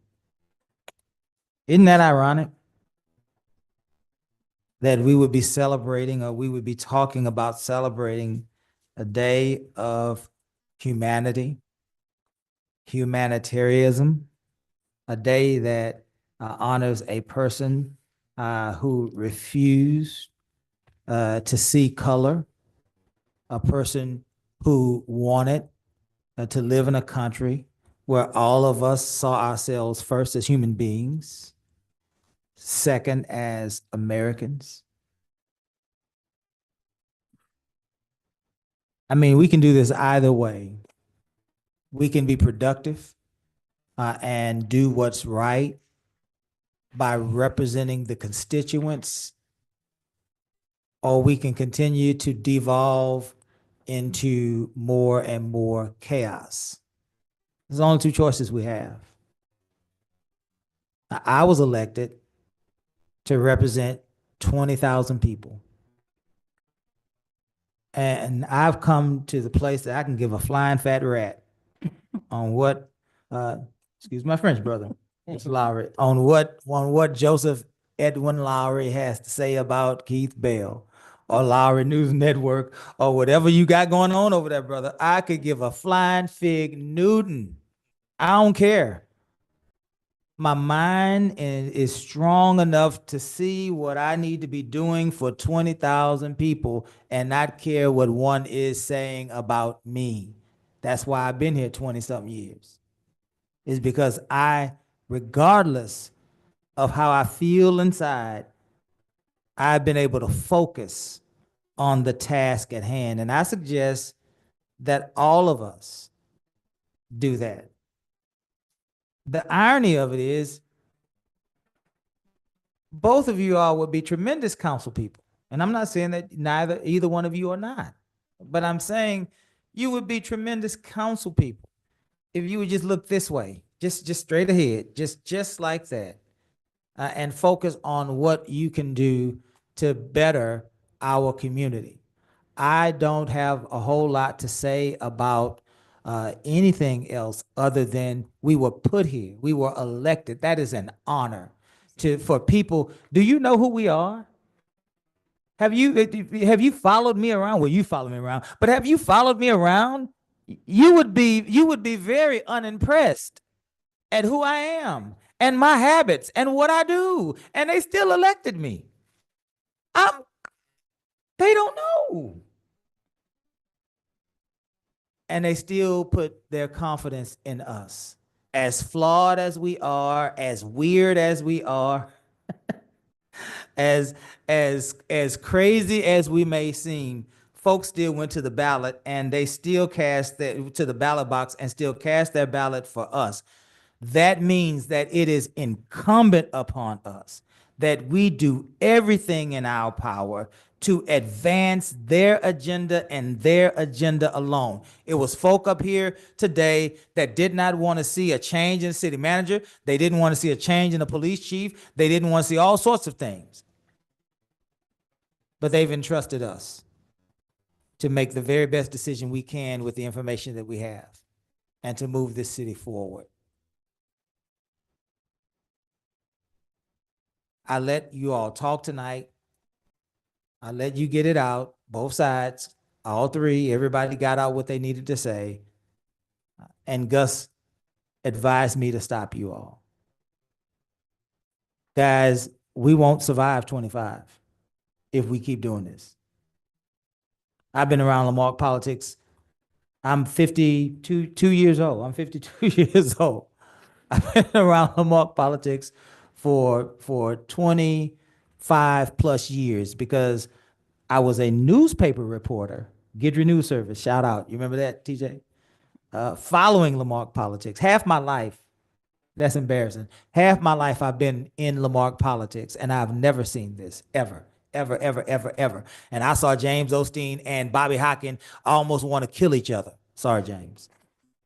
And I was in the middle. I've never seen that. Guys, Mr. Lowry, Ms. Yancey, the people of District C and District A put their confidence in you, in both of you. And all I'm saying is we got to stop so much focusing our efforts on each other and focus our efforts on the people that have put us in the positions to represent them. Nothing more, nothing less. Again, I am human like everyone else. And I will say this, Mr. Lowry is a different breed of person. He really is.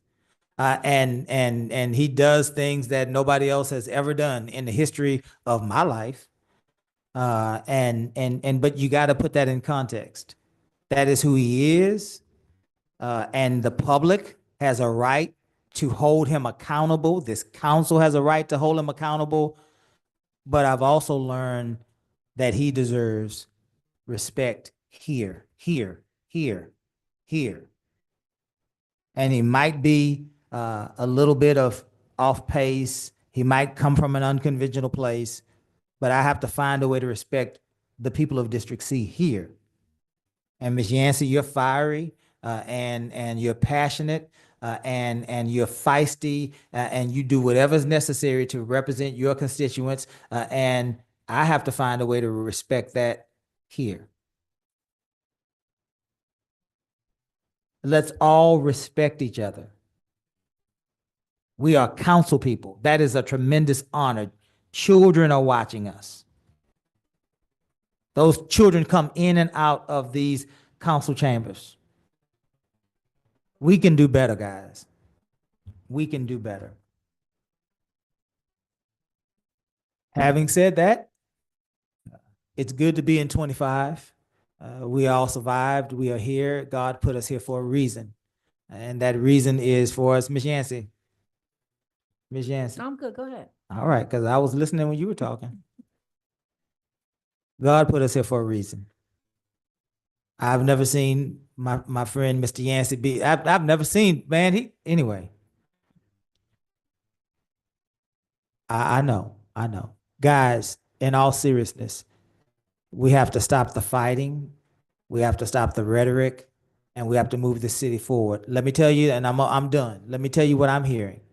People are telling me, Mayor, we are tired of it, and now they are empowering me to shut it down. And I can't shut it down out there in the streets, but I can shut it down on this dais. So moving forward with the rules that we are having and put in place, whether it comes from Mr. Ross or Mr. Compion or Ms. Nance, or whether it comes from Vinny, if it is inappropriate, it will be shut down because the people of Lamarck are tired of hearing about it. Just warning, Mr. Lowry, Ms. Yancey, and the rest of our council members, that's the job that I've been tasked with, and that's what I will do. Happy New Year to everyone. Again, January 20th is Martin Luther King Day, and we celebrate that with this in mind. Dr. King gave his life that we might just simply get along. Just get along. If we can't do anything else as a council, we ought to be able to get along. Very good. We are moving now into the executive session portion of what we're doing. Item 10, the City Council for the City of Lamarck, Texas reserves the right to adjourn into executive session at any time during this meeting to discuss any of the matters listed above. Is authorized by the Texas Local Government Code, Section 551.071, consultation with attorney. 551.072 deliberations about real property. 551.073 deliberations about gifts and donations. 551.074 personnel matters. 551.076 deliberations about security devices. 551.087 economic development. Today, we will continue our discussion at 10.1, section 551.074 personnel matter to deliberate the appointment, employment, evaluation, reassignment of duties, discipline, or dismissal of a public officer or employee, and that would be the city manager. Mr. Garcia, are you electing to have this discussion continue in the executive session or in open session? Mayor, I choose to have it in executive session, sir. Very good. We will recess this meeting at 9:41. 9:41.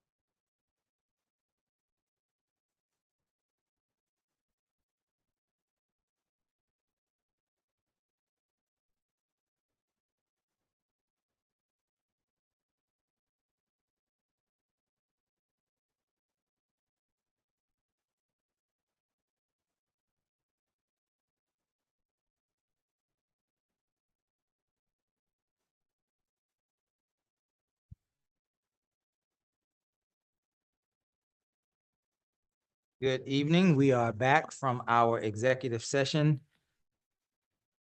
at 11:33. Is that right, Ms. Nance? We are on item 11, actions taken from executive session. 11:1, section 551.074, personnel matter. To deliberate the appointment, employment, evaluation, reassignment, duties, discipline, or dismissal of a public officer or employee. Council, I will entertain a motion.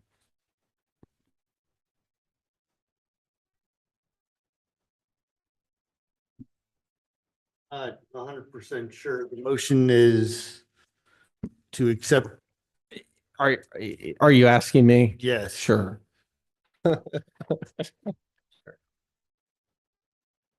So the motion is to authorize the mayor to upon final approval of the city attorney to sign the separation agreement as has been proposed, and the mayor has a copy of it.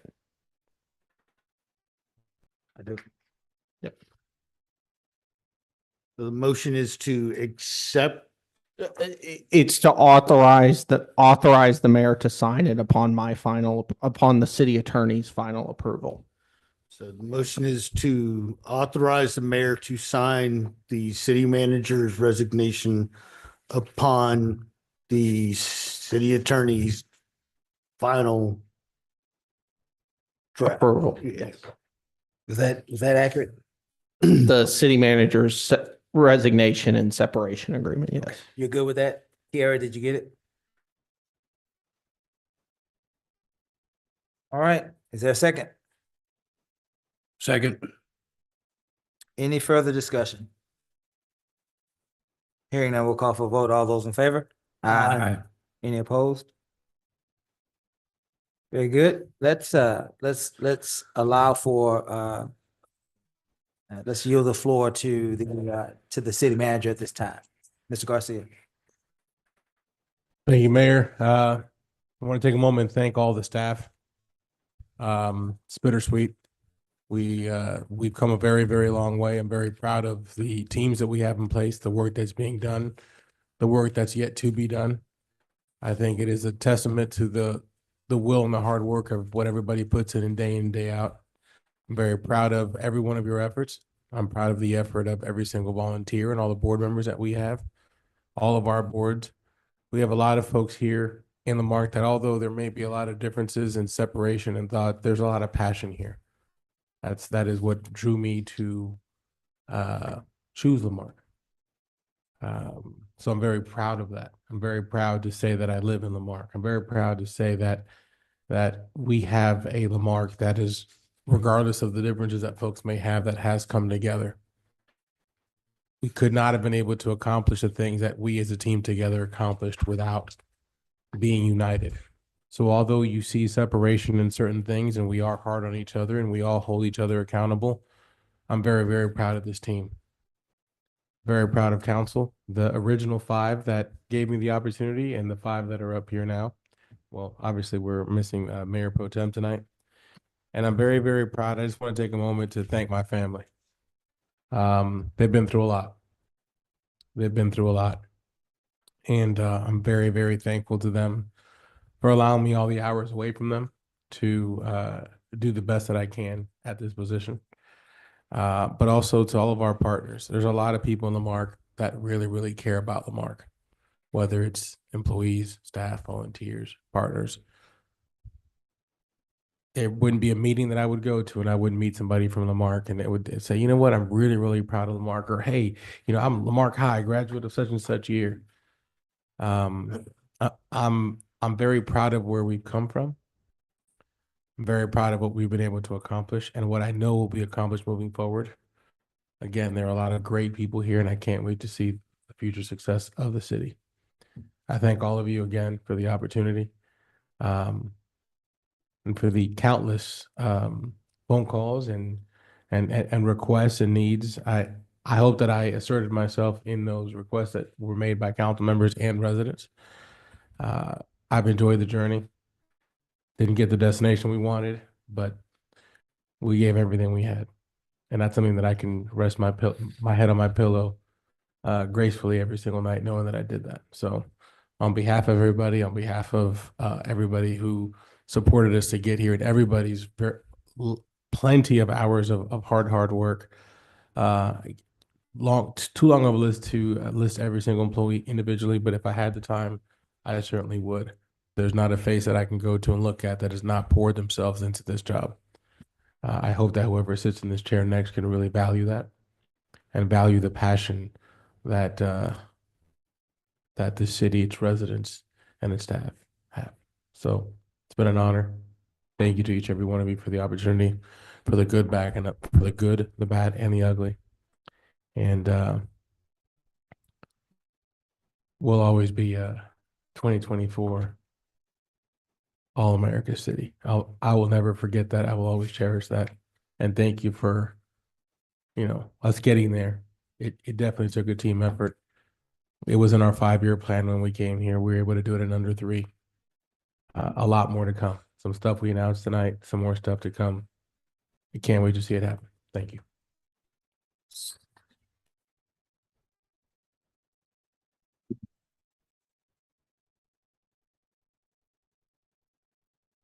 Thank you, Mr. Garcia. Council, we're gonna, certainly this is this is out of the norm, and so we will go again down the line to allow for council to make comments regarding this very, very huge development within our city. I believe I started with Mr. Lowry last time, so I'll start with Mr. Ross this time. In the 2 years that we butted heads sometimes, especially when it came to utility rates and water rates and how to move this city forward, I've always appreciated the candid conversation. Enjoyed being out there, some of the park cleanups and stuff with you and your boys, which, dear Lord, I don't know what you're feeding them, but they need to stop growing. It can't wait to see what you do in the future, because you're going bigger and better. You may not see it now, but there's somebody waiting for you already. I guarantee that.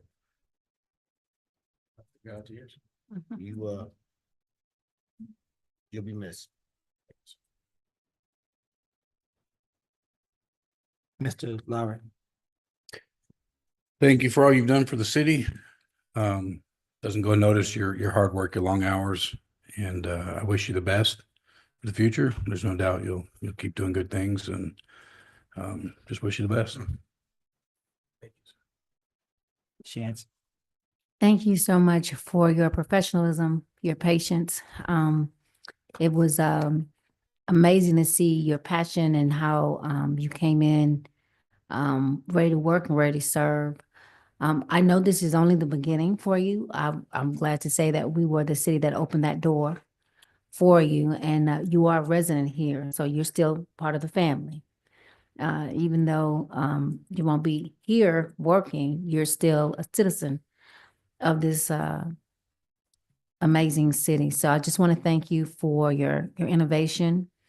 I remember the times you brought us all together. You worked really hard to unify us, and it did help.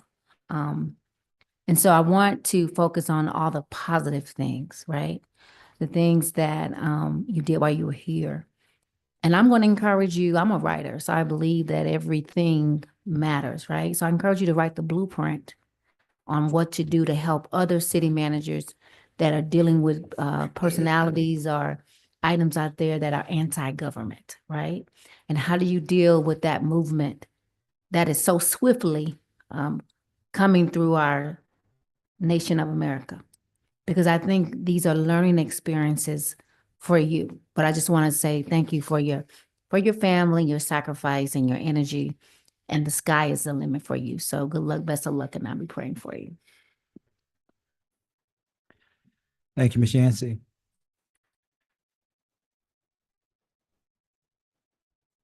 Many people look at roles of council and they see the decisions that councils make, whether they be favorably or unfavorably, according to that individual resident. Uh,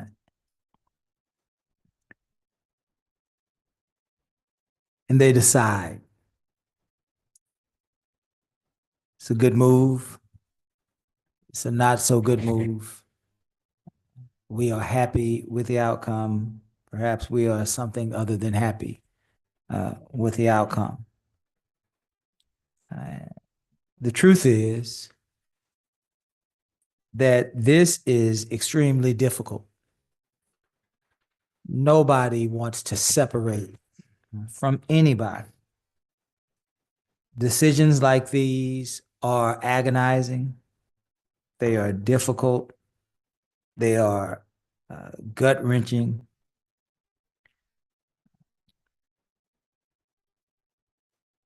But they are necessary in order to move our city forward. Mr. Garcia, when you were here, when you were brought here, I made the comment that you had the potential to hit some grand slams. I also said in that same commentary that you had the potential to strike out. It's no secret that I have brought awareness to some of those things that I wish that we could have done better.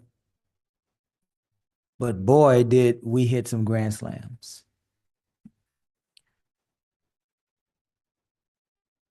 I will remember your enthusiasm. I will remember the long hours that you put in to try your best to make our city better, because we all knew that our city deserved better. And as always, our city is better for it. Our city is better because you were here. People might not believe this, but I also believe that our city is better because Mr. Tink Jackson was here. But there are times in our lives that we have to do what's necessary to move our city forward. And sometimes you can do all you can to the extent of your ability, and it still be time for a change. Doesn't mean that the folks that are making the change are misguided or that the change is bad. But certainly it always means that the change will be hard. I told you in the back when we were having a brief conversation that I believe that you will quickly find another job because I believe that you're talented. Unfortunately, the city of Lamarque is a small city with big problems. And at the end of the day, when you have a city of our size with the amount of challenges that we have, infrastructure, keeping a low crime rate, reducing taxes, training staff, growing a budget, there are times when you need to be able to have folks that have more of a big city experience. Again, doesn't mean that you're bad. Doesn't mean that your contributions are bad. It just means that it's time for us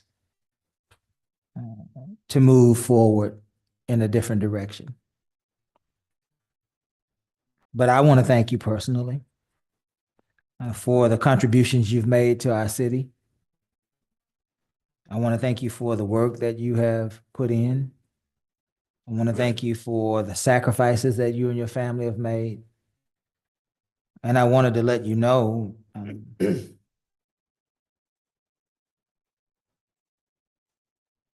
that I respect you and that I acknowledge your accomplishments here and that I wish you well.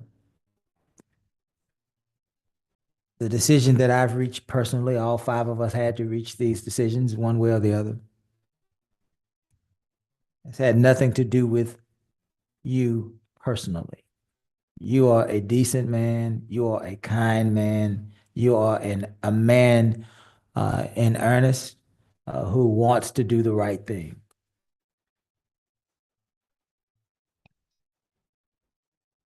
And I honor you for it. I was asked to write a recommendation for you, not by you, but by our city attorney. And I'm going to do that because I believe you deserve an opportunity to move forward and to do even greater things in a different city. So again, thank you for your service. Thank you for your time. Thank you for the sacrifice you made for our entire community.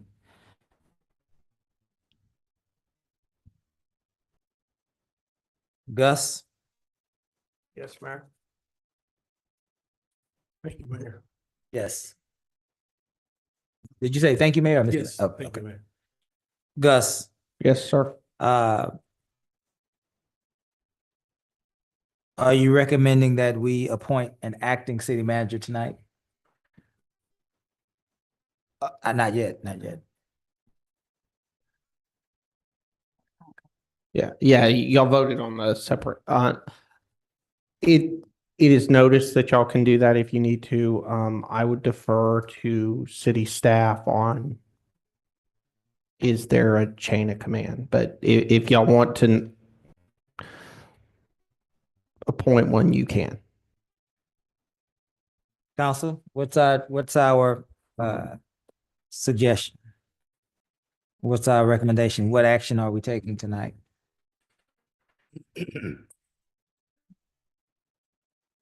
I think we need to appoint someone, so for protocol purposes. Without objection? Yeah, we need, I believe our hierarchy right now would dictate that the acting city manager would be the deputy city manager while we look into the interim city manager. And then that's now, how long are we gonna take for another meeting for an interim city manager? We have a holiday coming up. These are. The next council meeting is January the 27th. Correct. But an acting city manager should only be in place for a few days before an interim is decided is where I'm. So do we want to have a meeting Friday afternoon, if possible? Thursday evening? I mean, I don't We know. can wait till the next meeting. You think we can wait till the next meeting? I think we can You're wait till you're the thinking next within the next 7 days, James? I was thinking within the next 72 hours, kind of. The next 72 hours? Yeah, by And- Friday, we should have an interim in place so that when we come back from the holiday, Holiday is Monday. right, they can, So we have to give 72 hours notice of a meeting. So just doing. And I also have to publish a special meeting, which will be an additional 24 hours because of how the cycles work. So I wouldn't be able to get that in at the earliest would be Wednesday's paper, but that would only be 48 hours before the meeting. So a meeting next Tuesday is what you're saying? There's also an EDC meeting next Tuesday. that's in the morning and then we can, Then right after we can, That's yeah. completely up to you all. I think that's Ms. Yancey's timeline. Mr. Lowry, do you have a preference? Works for me. Next Tuesday? Hmm. Okay. Next Tuesday, we can then, I'm sorry, I'll Ms. be out Yancey. of town, like Tuesday, 21st through the 23rd. would you, I can do want it Friday, that following Friday. that following Friday? Mhm. Where are you at with that, James? You good with the That'll- following Friday, that'll Mr. be Lowry? 24th. Yes, sir. Okay. So let's do this. What happened? I ain't look, there's the day, wow. That's, what is this, wait till that Monday? No, well, it's wait till the 27th. Yeah. The Friday, the earliest we can all reconvene is Friday. Ms. Yancey says the 24th is, Friday is the 24th. The regular scheduled meeting is the 27th. Correct. Yeah, works for me. Okay, okay. So that's 2 weeks. Are you good with that, Mr. Lowry? Let's see, I'm leaving for my uncle's funeral on the 24th and I won't be back till the 28th. So are you planning on, so you won't be here for the Council meeting. council meeting? Probably not, no. We can do it the 28th then. Yeah. We Do you don't want to fly run back in the into, morning on the 28th, or are you flying back that evening? I think it's an afternoon flight. We typically fly in the afternoon because of the business. so when do you think you'll be able to make it? How, that 29th. 29th, what's that, a Wednesday? Wednesday. Okay, Wednesday. do y'all want to do it in the morning, in the daytime? Well, we 11? go out of town for that conference, right? That conference, January 29th to the 31st, Which conference? the ICMA. Oh. Who's going to the ICMA? I'm going. To the ICMA? It's in Dallas, yeah, it's January 29th to the 31st. What is it? Oh, okay, I got you. I Sorry. got you. Yeah, you going to a different conference, Kim. I'm sorry, it's late. All right, so My manager just texted me. She said I'll be here 28th. the 28th? Yeah, so I'll be back. Okay, so we're good on 28th, Ms. Yancey? You don't leave till the 29th, right? I thought we leave Boss. the day before, don't we? I think it's late on that night. We travel. As long as we do it in the morning, I guess we're good. Yeah, let's do it in the morning. I'm just teasing, not the we morning. How about 10 o'clock, 10:30 On the 28th, on 28th? will you make, No, I'm back He's for back. 28th. Yep. I'm good. Yeah, he's Yeah. back. Here. Mhm. Okay. I'll be- He's present on 28th. Ms. Yancey's present the 28th in the morning, yes? Mm-hmm. I'm here. James, you're here? We assume Mayor Pro Tem will be here. Let's do this. We'll have to appoint an interim and set a meeting that we'll have to appoint an acting tonight and then set a meeting to appoint an interim on the 28th. Council also, we need to be prepared with basic ideas on how we want to move forward with the selection process. It can range from getting Kiera to post the position in news publications, old school, all the way up to hiring a professional national search firm. Anywhere in between we can land. So start thinking about what that process looks like for your constituents, because on the 28th, we will have a discussion. We may not have it hammered down, but we'll definitely have a discussion on what that will look like. Okay? So having said that, I will entertain a motion to appoint an acting city manager and to ask me to call a meeting on the 28th of January at 10:30 to appoint an interim and to discuss the city manager vacancy. I'll entertain that motion. You just need a name with that motion. make a motion to nominate our deputy city manager as our acting city manager until the 28th, when we decide on, we look at the qualifications for an interim city manager, with a special meeting at 10 a.m. on the 28th to discuss our interim city manager and how we're going to proceed forward to hire a new city manager. Very good. Is there a second? Second. Any further discussion? Hearing none, we'll call for a vote. All those in favor? Aye. Any opposed? I will now entertain a motion to adjourn. So moved. Is there a second? Second. All in favor? Aye. We stand adjourned.